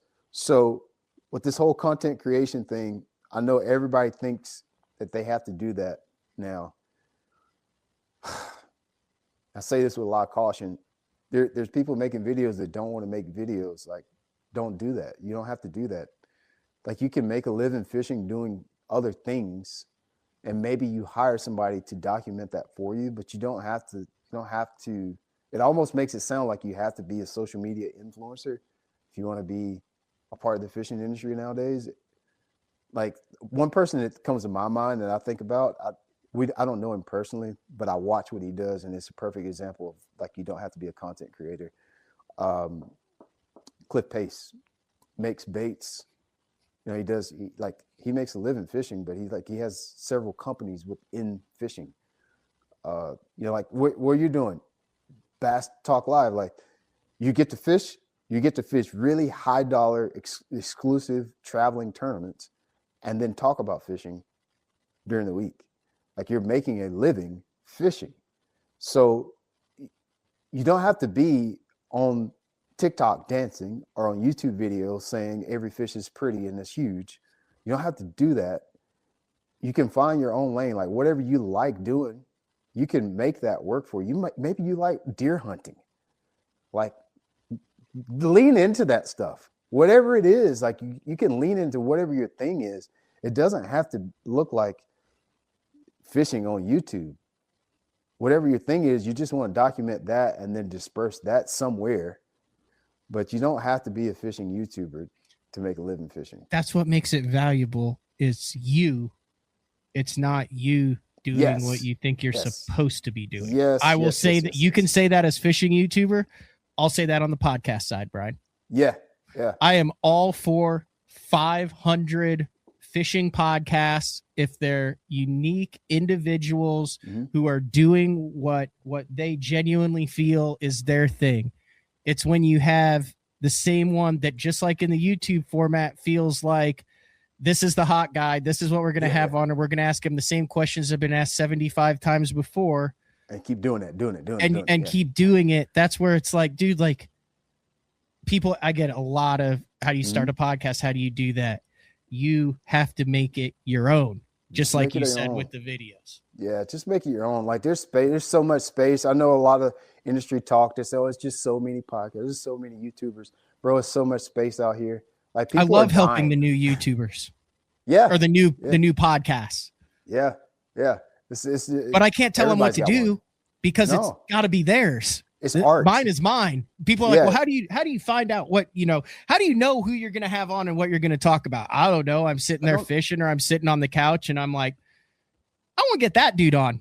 Or I'm talking with someone and they say something about it and I'm like, I do that. Like, I don't go, what is going to get me the most views? What is going to get me the most clicks? Because this is art. All of this stuff that we're doing is art, and there's no wrong way or right way to do it. Fishing is art. These podcasts are art. YouTube videos, it's all an art form, and there's no wrong way to do it. Just the way you do it maybe not that many people care about it, or maybe a lot of people care about it. But it's really hard I get that with YouTube. I don't get it as much as I used to, but early on, people would call me and say, what do I need to do to YouTube? And then I would tell them what I had. And it's almost like they were disappointed when I would tell them, like, I don't have a camera. I just got my phone and a GoPro. And they're like, well, yeah, but what I bought this such as. I'm like, yeah, man, I don't know anything about cameras. I still don't know anything about cameras. I don't care to know anything about cameras. Matter of fact, I hate cameras. I hate it all. I hate it all. I don't have any special editing software. I edit on iMovie on my computer, on my Mac. I don't have anything special because none of that stuff matters. What are you going to say? What do you have to say to people? What are you trying to do is really all that matters. But yeah, I would definitely encourage people to try and taste stuff. Just do whatever your thing is. You don't need to call anybody if you want to start a podcast. You don't need to call anybody. If you want to start a YouTube channel, you don't need to call anybody. I didn't call nobody. I probably should have called somebody, but I didn't call nobody. I probably could have saved some trouble if I would have known how to make titles and thumbnails, because I look at some of my titles and thumbnails still to this day. Like, I'm not talking about 10 years ago. I look at some of my titles and thumbnails like last month. I'm like, God, that sucked. I should have called somebody. Oh, dude, I'm still struggling with it. The title for this is BTL Bass Talk Live with Brian Latimer. And you, like in your boat, that thumbnail for this show, it's like the 8th thumbnail I have ever bought. I just got my first month bill for Canva. I just learned how to do thumbnails. Other than that, it was just like me, like in an awkward, like it'd be like you, and I'd be like, and that would be like the head of the show. And like, I would have everybody call and be like, bro. What is that? Put at least put a thumbnail up. So like my New Year's resolution in 26 is not to go nuts on it, but just to clean it up, because I would like, same thing. Ideally, there's some things that I would like to do with this show that require money to do. And I would like to get a non-endemic title sponsor for it that would allow me to do those things while keeping all the same sponsors on board. And it's just that cleaner aesthetic look for it. That's honest. I've been working on that myself. There's like a lot of, I guess, lack of better terms, like e-courses and things that you can go to. I have been to, I actually hired like a YouTube coach for a little while just to help me with those kind of things, to help me understand the psychology behind what makes people click on things and how to format a video. I think that is a good idea to almost like going to school for podcasts. I'm sure you can find some stuff like that. I think it's worth it. I actually enjoy that. I'd rather do that than ask somebody, because asking a lot of times is just a shortcut. I want to learn the psychology behind it. I don't want to know what you did on your thumbnail. Why people click on it, what they do. I want to know the science behind it. Yeah, there's science with it. I think it'd be worth your time and money to seek that out. It helped me a lot. It helped me a lot. I haven't been able to perfect it yet, but that's what I'm working on. It's just getting better at that. I got married a couple months ago. My wife's been big on like, hey, let's get this dialed in. She wants to help. You know, she wants to get involved on that thing. So that's I'm like, awesome, hey, I'm all in on that. So I downloaded the Canva and I was like, look, I did thumbnails. Yeah, she's like, oh my God, good job, baby. They look so good. Yeah, man. The good thing about with the podcast is you can get a template and just start plug and play with it. That's good. Canva's. I use Canva now. I'm like 2 years into Canva. I wasn't using it. I think I was using an app on my phone for the first 7 or 8 years. So yeah, it's a lot to learn. Maybe you can hire somebody to do thumbs too, because that's another route. Yeah. I'm super like micromanaging on it. Like, I'm like, I have this in my mind and I do it. Like, I know that there are really good dudes out there. Like, that's how I got it. Like, I mean, I was an intern in 2007 for Mark Jeffries at the University of Oklahoma. He needed an intern. I mean, I sorted on the water photographs for a year for nothing. And he'd be like, hey, here's a pack of Yum Money minnows. Good job, son.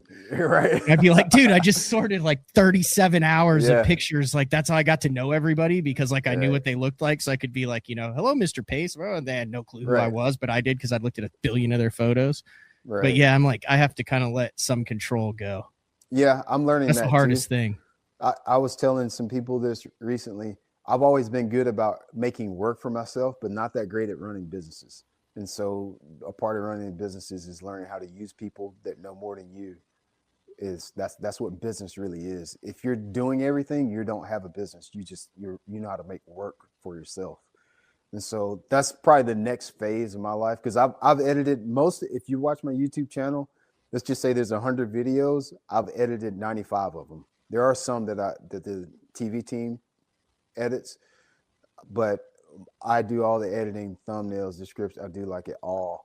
And I'm trying to learn how to let go of some of that stuff. But with that comes communication, learning how to communicate what you want. And so that's really the missing link for me, is learning how to articulate what I want. Anything else? I mean, dude, we could go on for 5 hours. Anything else that over the course, I'm trying to think of everywhere we've gone to try to put a nice bow on it. But like I said, this is how I do BTL. This is what I want to do. And we go down wormholes and I don't give a damn about it. So anything else that we've covered that you want to touch back on, or that we didn't cover, that you have a burning desire to get off your chest before we go? I mean, that's just one gold medalist to a fellow gold medalist here. Yeah, you're right. Yeah, you're right. Matter of fact, I got my USA. I know. I saw that right now. Yeah. I said, my dude. I mean, I got to get that in once a week. Yeah, that's a highlight of my fishing career. There. That probably is a highlight of mine too. That was definitely up there, dude. That is an experience. 2019. 2019 on Lake St. Catherine up in Canada. I think St. Francis. Yeah. St. Francis, and it's the St. Lawrence River is what it is. Yeah. Oh, smallmouth fishery. Mark Daniels and I went out. Yours was in Mexico. Yeah, El Chichillo in Mexico. Yeah, dude. I'm still dealing with the consequences of driving 5 hours below the border. I got the Bass Cat tandem act. So we go through Customs? Yeah, like Court was like, I don't care what you're doing. You're representing Team USA. I'm like, yeah, I'm like, I'll never get this opportunity. All the other trails are there, and this is this. I'm like 190th had to be. They had to be like, okay, who is dumb enough to do this with a month lead and take their boat and truck down? And Upshaw was like, Panger will do it. I guarantee that's how I got the invite to that. Oh yeah. So anyway, I get through there. And we're going through, and a couple cars cut in front of me when we're all going through customs right there down in Mexico, right? So I didn't know this, but they had like this metal pole. It was real narrow, and it came out of the ground. So when all the boats came through, the guy pulled the metal pole out, and all the boats went through, and everything was good. So then when there were a couple cars, he put the metal post back in. It was like in the cement, you pull it out. Mm-hmm. Allowed you to pull over to the side. Well, then I go through, he tells me to pull over to the side, doesn't take the metal pole out. I didn't see it. I didn't know. I go through customs. I'm like, oh, that wasn't that bad. I mean, we're in like an hour south of Falcon. Like we ended up at like our third option to get across the border. Right. And I go, and all of a sudden the whole rig just stops, like jolts to a stop. And I look back, and it was literally a 2-inch. There were 2 inches of the whole thing. That pole, when I'd pulled to the side, got caught in between my first tire and my second tire, got caught on the back tire, and torqued my entire axle. Oh, no. So now I'm in Mexico. I just got through the border, and I've got one tire that's facing left and one tire that's facing right. How does this happen?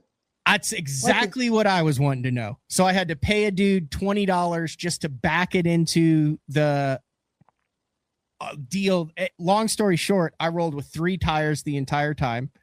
Mark Schlarb, rest in peace, did a lot of work for Team USA, for USA Angling, passed away several months after the Pan Am Games.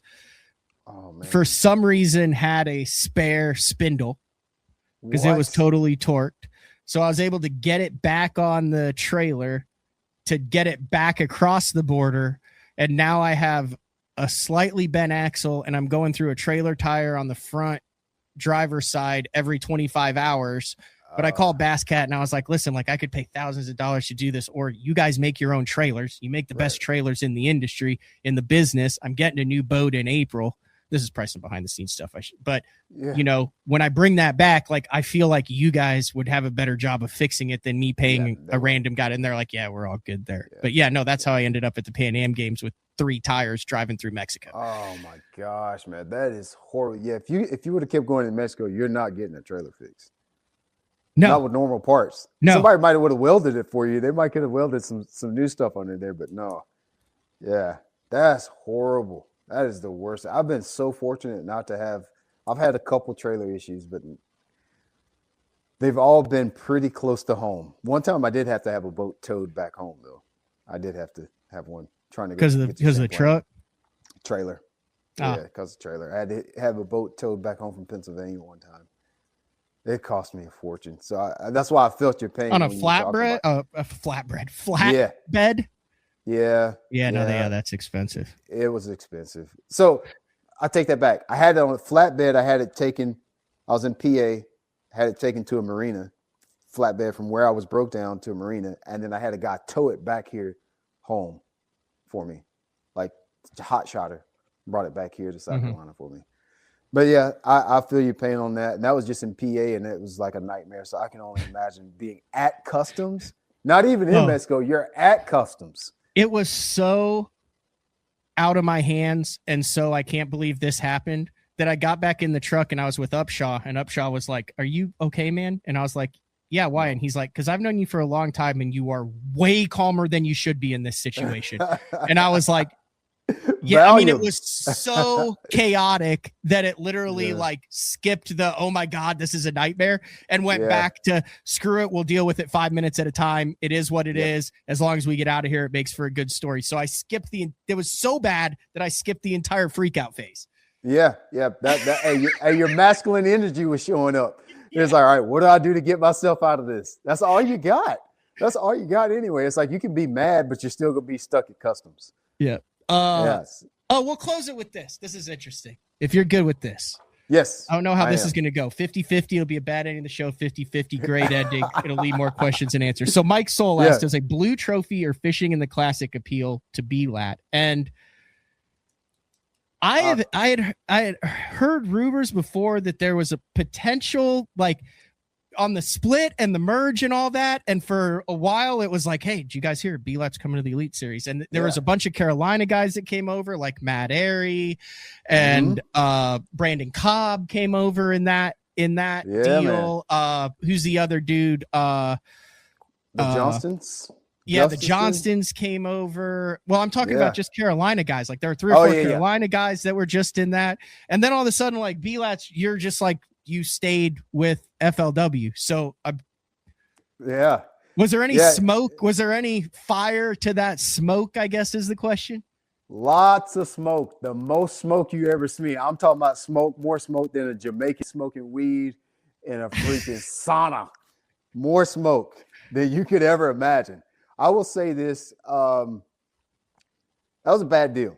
It really all the smoke that you hear is what made even more motivated me to be more in control of my career, because I really saw during that period how easily, if somebody,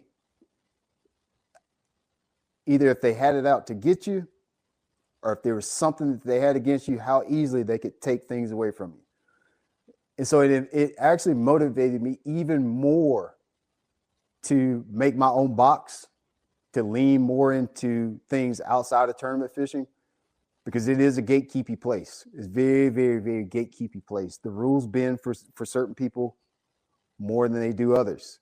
That's not fake. That happens. The reason that we don't have, a lot of times, we don't have rules in black and white. We have rules in black and white. We don't have consequences in black and white because we need to see who's going to break the rules first. So that's very real. And so I saw that firsthand and experienced it firsthand during the transition between when we had the fallout with Major League Fishing buying FLW and Bass acquiring other anglers. Legally, I can't say exactly what happened, but if you heard something, it's probably right. You probably heard something. They didn't make up that rumor for nothing. It's like when you hear one of your buddies and you're like, man, that guy's a little sassy. We ain't making that up for no reason. Something's there. Well, when you hear any kind of stories about that, there's definitely something there. I say y'all go ask the people at Bass what happened. I'll leave it alone. All right, there you go. That's a good question. Yeah, it was a really good question. Oh, it was a really good question. I'd love that. I'm just gonna keep it right there. All right. Anything else, B-Lat, before I let you go? We're an hour and 43 minutes in. I had no idea whether this was going to be 40 minutes, whether this was going to be an hour and a half. I had just from kind of getting ready to it. I feel like we would have had a really good show. I would love to add you as a regular BTL guest, maybe every 3 or 4 months. Come on and talk about it. I do that with Matt Steffen. I do that with Charlie Hartley. Obviously I do a show every week with Frank Scalish, but every once in a while you get a guest on that you're like, man, I feel like we talked about 8 topics that we could do an entire hour and a half show just about that one topic. And we just barely brushed the surface. So yeah, that's what it feels like for sure. I'd love to do that for sure. Only thing I guess I would say, you got to get everybody ready for a sponsor plug. I know people that love fishing love sponsor plugs. So seriously, if there's anybody watching, I know most of the people that watch Bass Talk Live, y'all are pretty hardcore tournament fishermen, but the app that I have, it really is a community just for people that are kind of new to fishing. So if you're looking for something, I know for people our age, if you're in your 30s, 40s, sometimes you're a busy person. You probably got practice, football, soccer practice. You're busy and you want to connect with other fishermen, but it's hard. It's hard because you're always doing things. You're busy on the weekends. You're busy during the week. The app allows you to connect with other fishermen that are just like you, just as busy as you, and learn how to fish. Not only from me, honestly, the people in the app teach you how to fish more than I do. There's been a lot of people that have connected and become fishing partners, tournament partners through the app. So just join. You can just go to your app store. It's SUF School. I think it's SUF school is what you need to type in, a straight up fishing school. I just typed in straight up fishing, and then it was there, and then I downloaded it, and then I looked at. I mean, like I didn't do any of the. Perfect. I didn't join anything, but what I did was I can go in and you can see exactly. Like here, I'll show you on the on this. Like, here. Right there. Well, yeah, that yours will work too. That one right there. SU fishing. So yeah, just join it. It's a community. We do live classes on there 3 or 4 times a month. There's something called a community roundtable, where it's like a big Zoom where everybody in the app gets in there and talks fishing about various topics. But it's more of a community than it is instruction. We do have instruction there, but it's a community of anglers where you can learn how to catch fish and just get more friends in your circle. I have to tell you about the next time you're on. The very first thing I ever did as an intern with Mark Jeffries in 2007, he's like, you need to like do something. And I said, what about a Facebook? Now this was 2007. Yeah. Think about it. But it's just for fishing guys to share pictures and stuff like that. So he's like, no. Okay. No. Jeffries was like, what? good.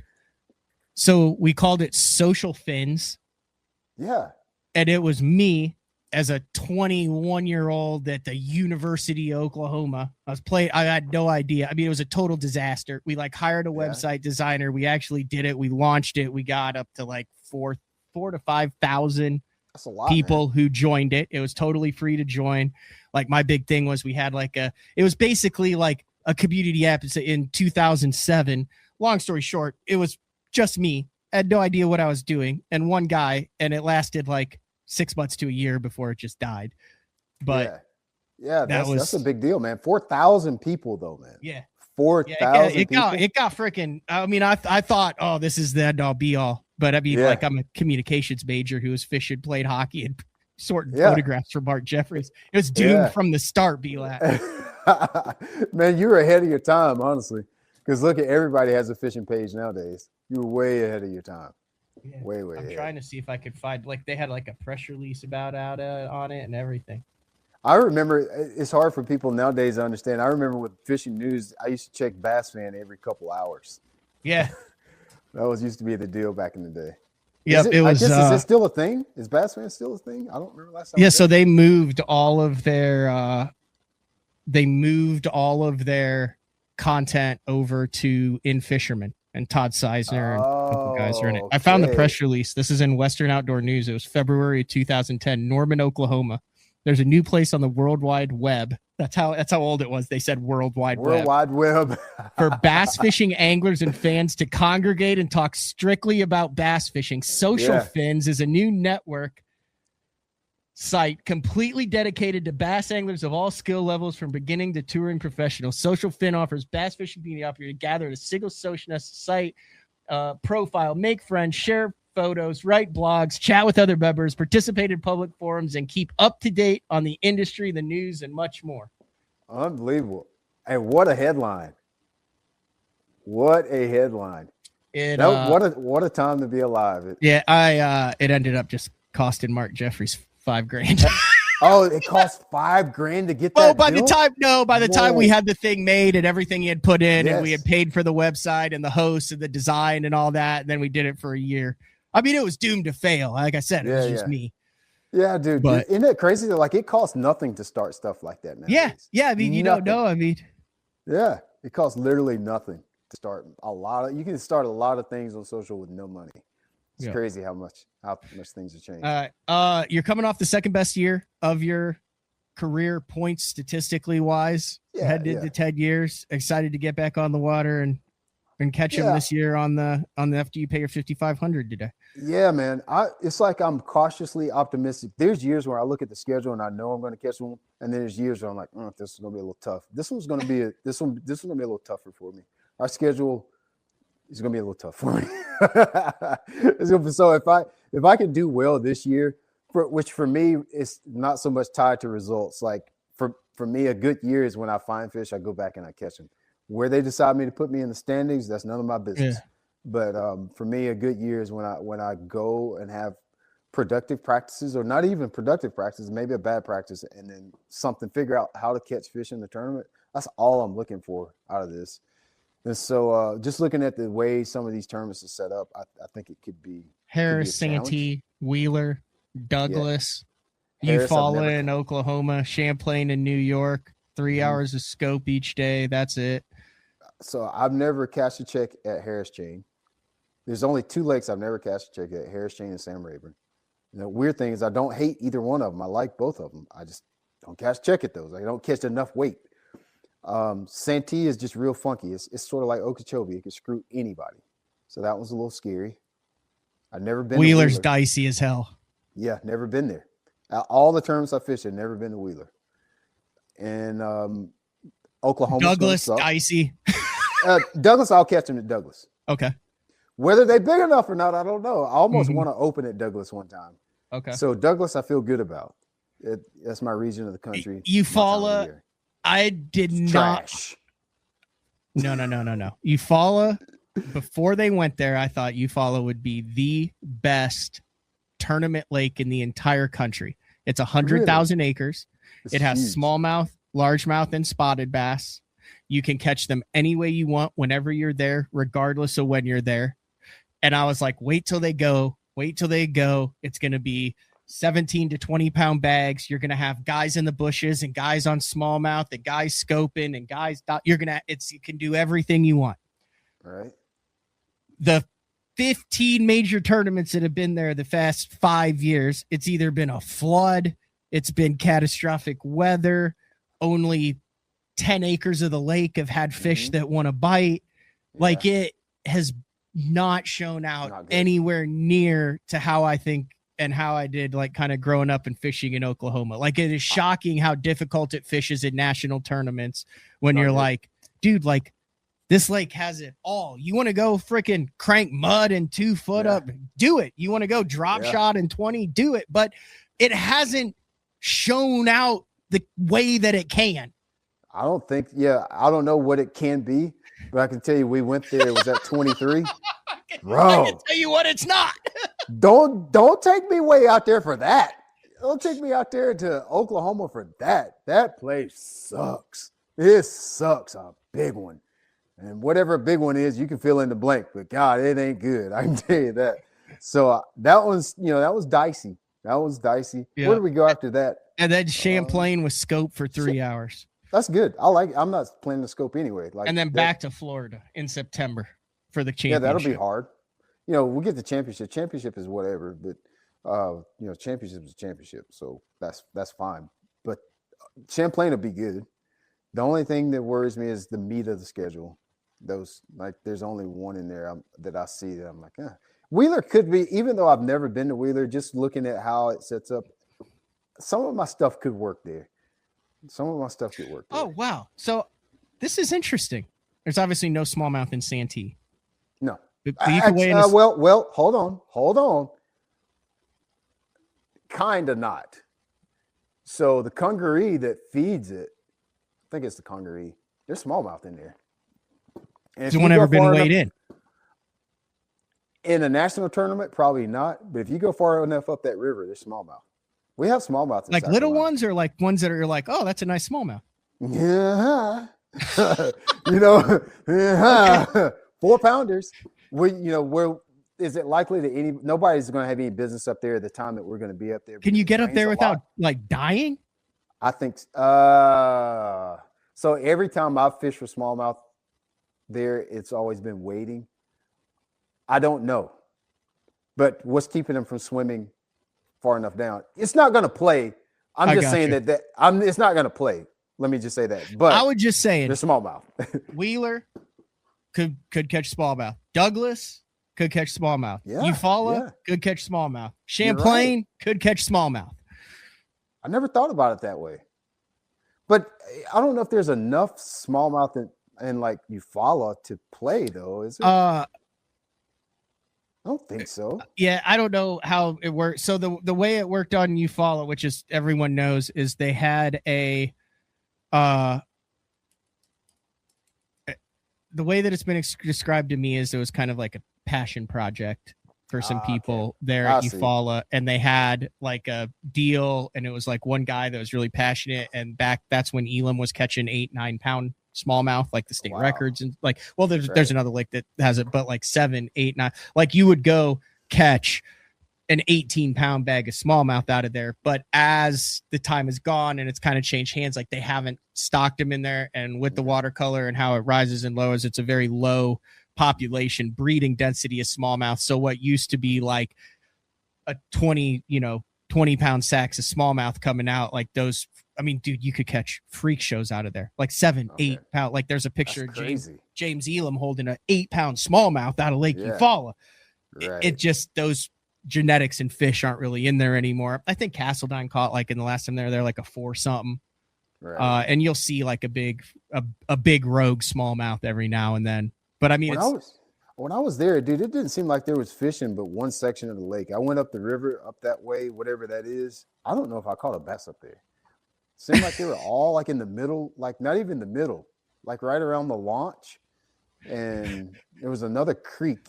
Oh, down at the dam, maybe. That was it. There was no fish in any other parts of the lake.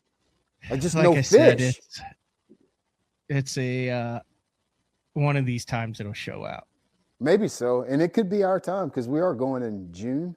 Yeah, and I feel like Oklahoma's a May, June. Like here in the South, like in the Southeast, I feel like we're March, April. Mm-hmm. I feel like that area of the country is more of a May, June. I don't think there's anyone that doesn't like Champlain. Whether you're a largemouth guy, a smallmouth guy, old school, new school, young, old, indifferent, whether you're covering the tournament, nothing like. There's just nothing bad about Champlain until you get like a north wind at 20. I don't care if it blows 25. I'm gonna go up there. I'm gonna do the same thing I always do. I don't care if I catch 16 or 22. I'm doing my thing. Here's what you need to do. You need to put an angry angler retreat together, B-Lat. You need to book you out a place up at Champlain and get all them old, angry pro bassers and people who are disgruntled and people who don't have any hope for the industry anymore, and book you up a place and go up to Champlain for 3 days. And I promise you, everyone will be laughing, smiling, and giggling by the end of it. Wait a minute, but do you think it's as good traditional fishing as like St. Lawrence? St. Lawrence, I think, is actually easier to catch. Not smallmouth. I'm not talking about that goofy drifting stuff. I think Champlain's less intimidating than the St. Lawrence. Yeah, it is. St. Lawrence is very intimidating. Very intimidating. There's a lot of places you can get on the St. Lawrence where A, you can get in trouble, and B, you won't catch fish. It's like when you're in the right areas, it's the craziest thing ever. But I feel like you can literally go anywhere on Champlain and at least catch fish. Yeah. I agree with that. It's a fisherman's lake. It's sort of like Gunnersville. Like Gunnersville, I always looked at as like a fisherman's lake, where some of those places in Texas, they look good on paper, but you got to know what you're doing when you get there. Like you don't get to just pull up any random place at Sam Rayburn and catch fish. You better know what you're doing. But it's Champlain or Gunnersville even. You like, what can you not catch a fish doing at Gunnersville? Like everything works there. And so like I think that's the difference between St. Lawrence and Champlain. Like Champlain, you don't really need to know much. St. Lawrence, you need to know a lot. Yeah. Or have someone who says like, hey, go here. Like I've had that at the St. Lawrence. I mean, like that is invaluable because then like I talked with Josh Bertrand about the St. Lawrence before I'd gone before. Like I love the St. Lawrence, top 3 fishery for me. Absolutely loved it. Cash a check every time I've been. I can't talk, but I'm buddies with Travis Manson from Smallmouth Crush and Big JP who guides up there. And so like and when you go out and someone shows you, hey, this is how you drift in 3.5 mile an hour current. Yeah. I would never, that's not normal. I would never have figured that out had I not like gotten on the boat and you're like, you're kidding? And you're just like, and then like 5-pounder jumps out there and you're like, get out of here. If you grow up in the Southeast, you have to be with someone. That's not fishing. That drifting stuff. What is that? That is not fishing. I remember when I started doing, I was like, what is this even? Like, I asked Hank and he said it's because you're using the natural motion of the current to move your vessel and you're not using any of your motors or anything unnatural to move your vessel. Then it is considered drifting and not trolling. But like, it's just that concept was so foreign to me. Coming from where I live at, we go and you fish right here and you got to drop it right here, right now, right there. Not just random, this bar, you just kind of grit it off. What? Yeah, just drift for 1.5 miles, then idle back up, do it, drift for another 1.5 miles. What is that? Like, come over here and try that. Like, but dude, it's it like, is good for the soul when you're feeling that Yeah. jig or net or drop shot going tick, tick, tick, tick. And then all of a sudden it's just soft. Oh, take my heart away, my guy. It's so good.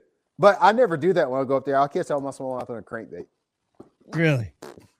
All The of them. first open that I fished up there, the first day I drew a gynecologist from Queens. Bet you didn't think you'd hear that on a podcast about fishing today. So he was a Wow. co-angler, had seen fishing Oh, on TV. Oh, He was that'd be fishing as a good conversation. co-angler in the opens. Had never fished a tournament before, didn't know what it was. So I'm drifting and I'm catching him. Like, I mean, it was one of those days where I was like, yeah, this guy's impressed. And he's throwing a jerkbait over 30 foot of water. So I wait till I get a limit in the box. He's never caught a big smallmouth, had no clue what was going on. So I rig him up after I've got my 21 PIAs, I like 20 and a half pounds.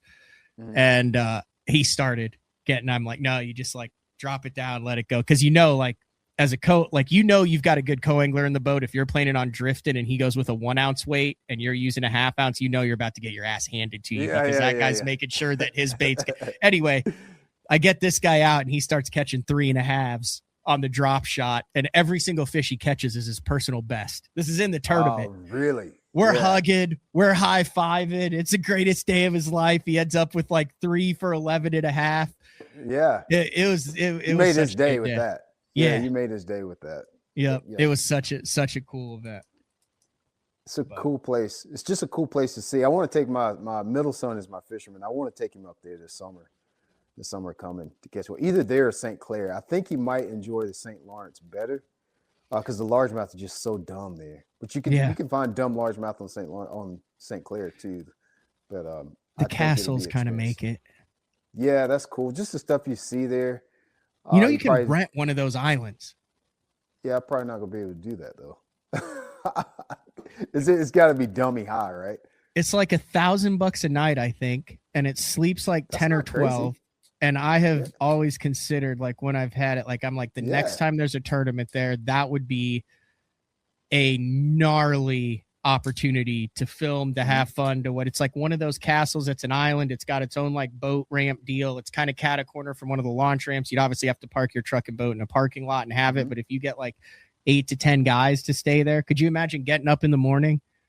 Yes, and I can. You're on an island with the guys after you've cooked steaks, had a bonfire the night before, and then boom, you're freaking on the St. Lawrence. That would be a good experience. That might. I actually may look into that. That's actually that would make the trip even more fun. Yeah, I think we might look at that. I didn't even know that. Yeah, I have no clue. It's very cool.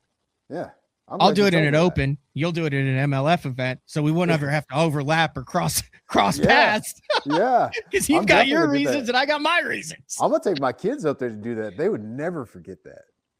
Staying in a castle on the island. Yeah, there you go. They would never forget the straight up fishing retreat. Yeah. Oh yeah, that's my guy Michael. So yeah, we have a retreat. It's our in-person event that we have every year. It's gonna be April this year on Lake Hartwell. I'm seeing if I can find it. The retreat. Let's see. Yeah. So. No, not the retreat. The island castle. Yeah. Let's see where that is. Would it not be? Is it an Airbnb or is this a special site? It is. Holy cow. That's not bold. I don't know. Hold on. St. Lawrence River Castle Rental. This is like a full island. I need to find it. Anyway, it exists out there. Yeah, I'm gonna look into that. It's not Bold really Castle. Cool. It might be. No. When I looked at it, it was about $1,000 a night. That's really not. I mean, I've stated not quite 1,000, but that could be fun. Here's a private island retreat, $800 a night, 5 bedrooms, 3 baths, sleeps 12. Over by Bolt Castle. Yeah, that'd be better than going to the Bahamas or something. Oh yeah, that would be cool. You don't forget that, because that's about what those rooms cost anyway. All right, I appreciate it greatly. This was a really fun 2 hours. Yes, sir. Thank Absolutely. you. I appreciate you including me on this. Catch You him call up me this year. anytime. I'll get you on here. What, January, April, summer, April, May, after Yeah, you got a couple yeah, derbs cool. under your belt. Yeah, that sounds great. Let's definitely do it, man. Definitely do it. Hopefully, I have some good news by the end. All right, thanks. Right on, man. You have a good rest of your day. All right, see ya. All right, the one and only Brian Latimer, long overdue. And like I said, I'm not intentionally doing long shows, but that's the beauty of a podcast, is it can be however long it needs to be. So we're going to take our final break of the show. When we come back, wrap things up. Big week coming up. Some more news. I got stuff on CTL. We have kind of an announcement on someone who's going to be in studio next week, and it's not Frank Scalish, but this is BTL on a Monday. We'll be back right after this. When I'm in a tournament, conditions are constantly changing and every second matters. With the Deep Dive app, I can instantly pull up all the current lake conditions all in one spot. So no more looking at weird government websites. In just one quick glance, I have water clarity, water level, wave forecast. It's all right there in the Deep Dive app. Download the Deep Dive app and get all the tools you need to put together an awesome tournament. At Beat Down Outdoors, we know you depend on your gear to hold up in any condition. We built for that. We test for that. In fact, we pride ourselves in that. Because we know when the time comes to test your gear, you aren't going to take it easy, so we won't. We build premium, made-in-the-USA products that you can rely on in the moments when your equipment should be the last thing on your mind. Hey guys, Brian Schmidt here with Spro. I'm going to talk to you about the confidence I have in the equipment I use. You know, I have a charter boat business back home in Maryland. We fish for saltwater fish, and I also fish the Bassmasters Elite Series. So I keep my lights on by fishing. I have to have a lot of confidence in the equipment I use. Spro has me covered from head to toe, saltwater, freshwater, everything in between. A lot of high-end quality product. Spro has you covered. Your early morning mentality is your every hour mentality. All gas, no brakes. Focus, purpose, power. Destined for the water, but confident everywhere else. A calming buzz before the storm, truth of nature itself. You can't catch lightning in a bottle. There's a limit out there, but it's not with your gear. Unrelenting power delivery. Unparalleled weight savings. Keeping you on the water whether you run a 9.9 or outscoping your best 5. In this rare air, there's power in the silence. It's a mindset, thinking only of the things that matter and freeing your mind from the things that you trust.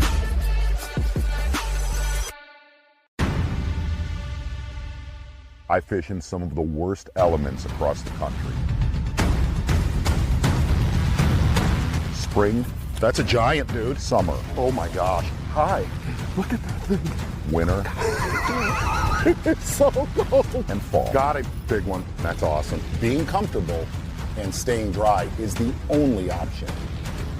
AFCO, any fish, any water. All right, welcome back, BT, on a Monday.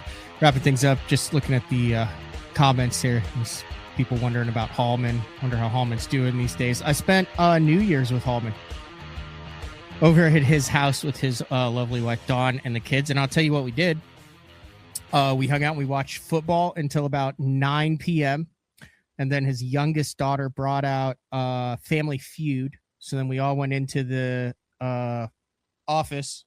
We set up 2 tables, and it was some of Brad and Dodd's friends, their kids, and some of their friends, and me and Courtney, and we played Family Feud in their living room until about 10:45.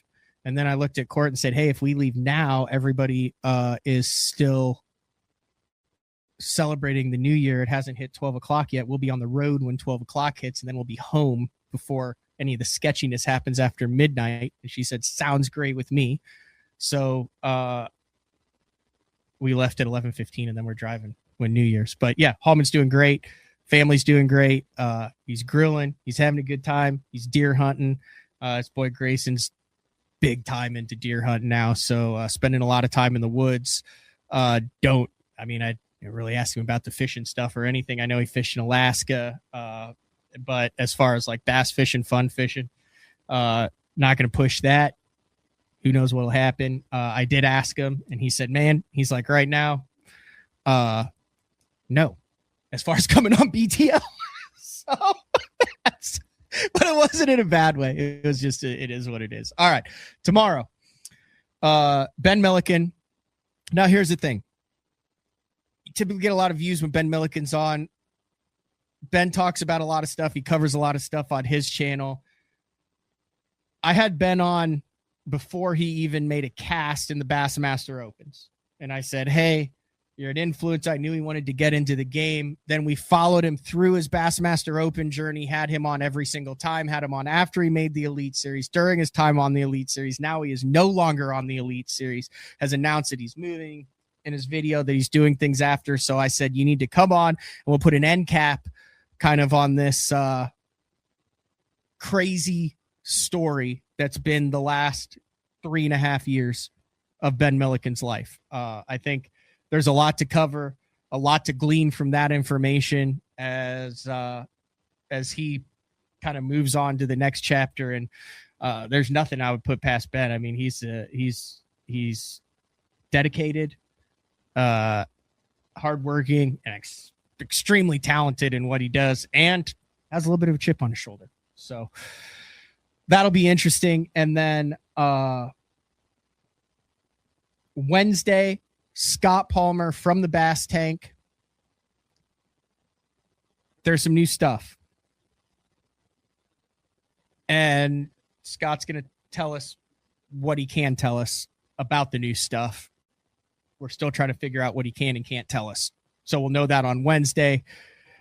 Then Wednesday evening, we're going to do a 12, 13, 14 Monday. Yeah, that's Wednesday. I think I told him the 14th. Josh Daniels, Pro Bass Adventures. We're going to do an evening show. On the agenda today is to call some folks who went to realized I was like all over the map and holding my hands up like that. And you just keep it down here and talk with this. Talking about the BTL trip to Lake Bacharach, Pro Bass Adventures on. Also an announcement for the El Salto trip in 2026 and the Bacharach trip in 2026. Already had a lot of interest in that. First right of refusal goes to the guys who have been on that trip before. But if that is something that you're interested in, would not miss this show. We'll have more info on it. I'll build it on Wednesday, and then I'll also put the info out on my Instagram at Matt Pangrak. Also, if you have not had a chance to check out CTL, Crappie Talk Live, from last Tuesday, we kind of did the combo drop of the video and the podcast. Those podcasts come out tomorrow separately, or if you just want to watch the video, if you just want to watch it. That leads me to this. As of now, January 21st, we're going to have Drew Gill in studio. The Drew Gill in studio. We're going to get him out to do a little crappie fishing too, but very excited to have Drew Gill in studio. Like, share, comment, subscribe, all that good stuff. Really enjoying the show so far in 2025. Going more kind of into the behind the scenes this year of people that I'm interested in, that I want to know more about their backstory. I think we did a really good job with the Todd Castledine show, with today's show with BLAT. We had Justin Rackley from the Guggen Squad on. Like I said, we have Ben Milliken. I'm not trying to just do big hitters in the first week of the year, first month of the year. I think I'm going to work more on, this is kind of like a business meeting with myself here, more on kind of the behind the scenes in-depth stories that give you a picture of the people that you like to watch. Let me know. Do you like it? Do you not like it? I also have some calls out to where we're going to do some really specific deep dives, literally using deep dive, into techniques and baits with guys where we don't talk like, hey, how's the family? How's life? How's it? We don't do any of that. We just say, hey, here we go. And we take a deep dive, kind of like we used to do old school wise, and still keep the tournament coverage. But like I said, if you're listening on iTunes, leave a review. And if you're listening on YouTube and not subscribed, I don't think we mentioned it. We hit 20,000 subscribers. So that was cool. Thank you guys. That's fantastic. All right, let's cue up some music. I added a couple new songs. Now, I don't know. Do we like this one?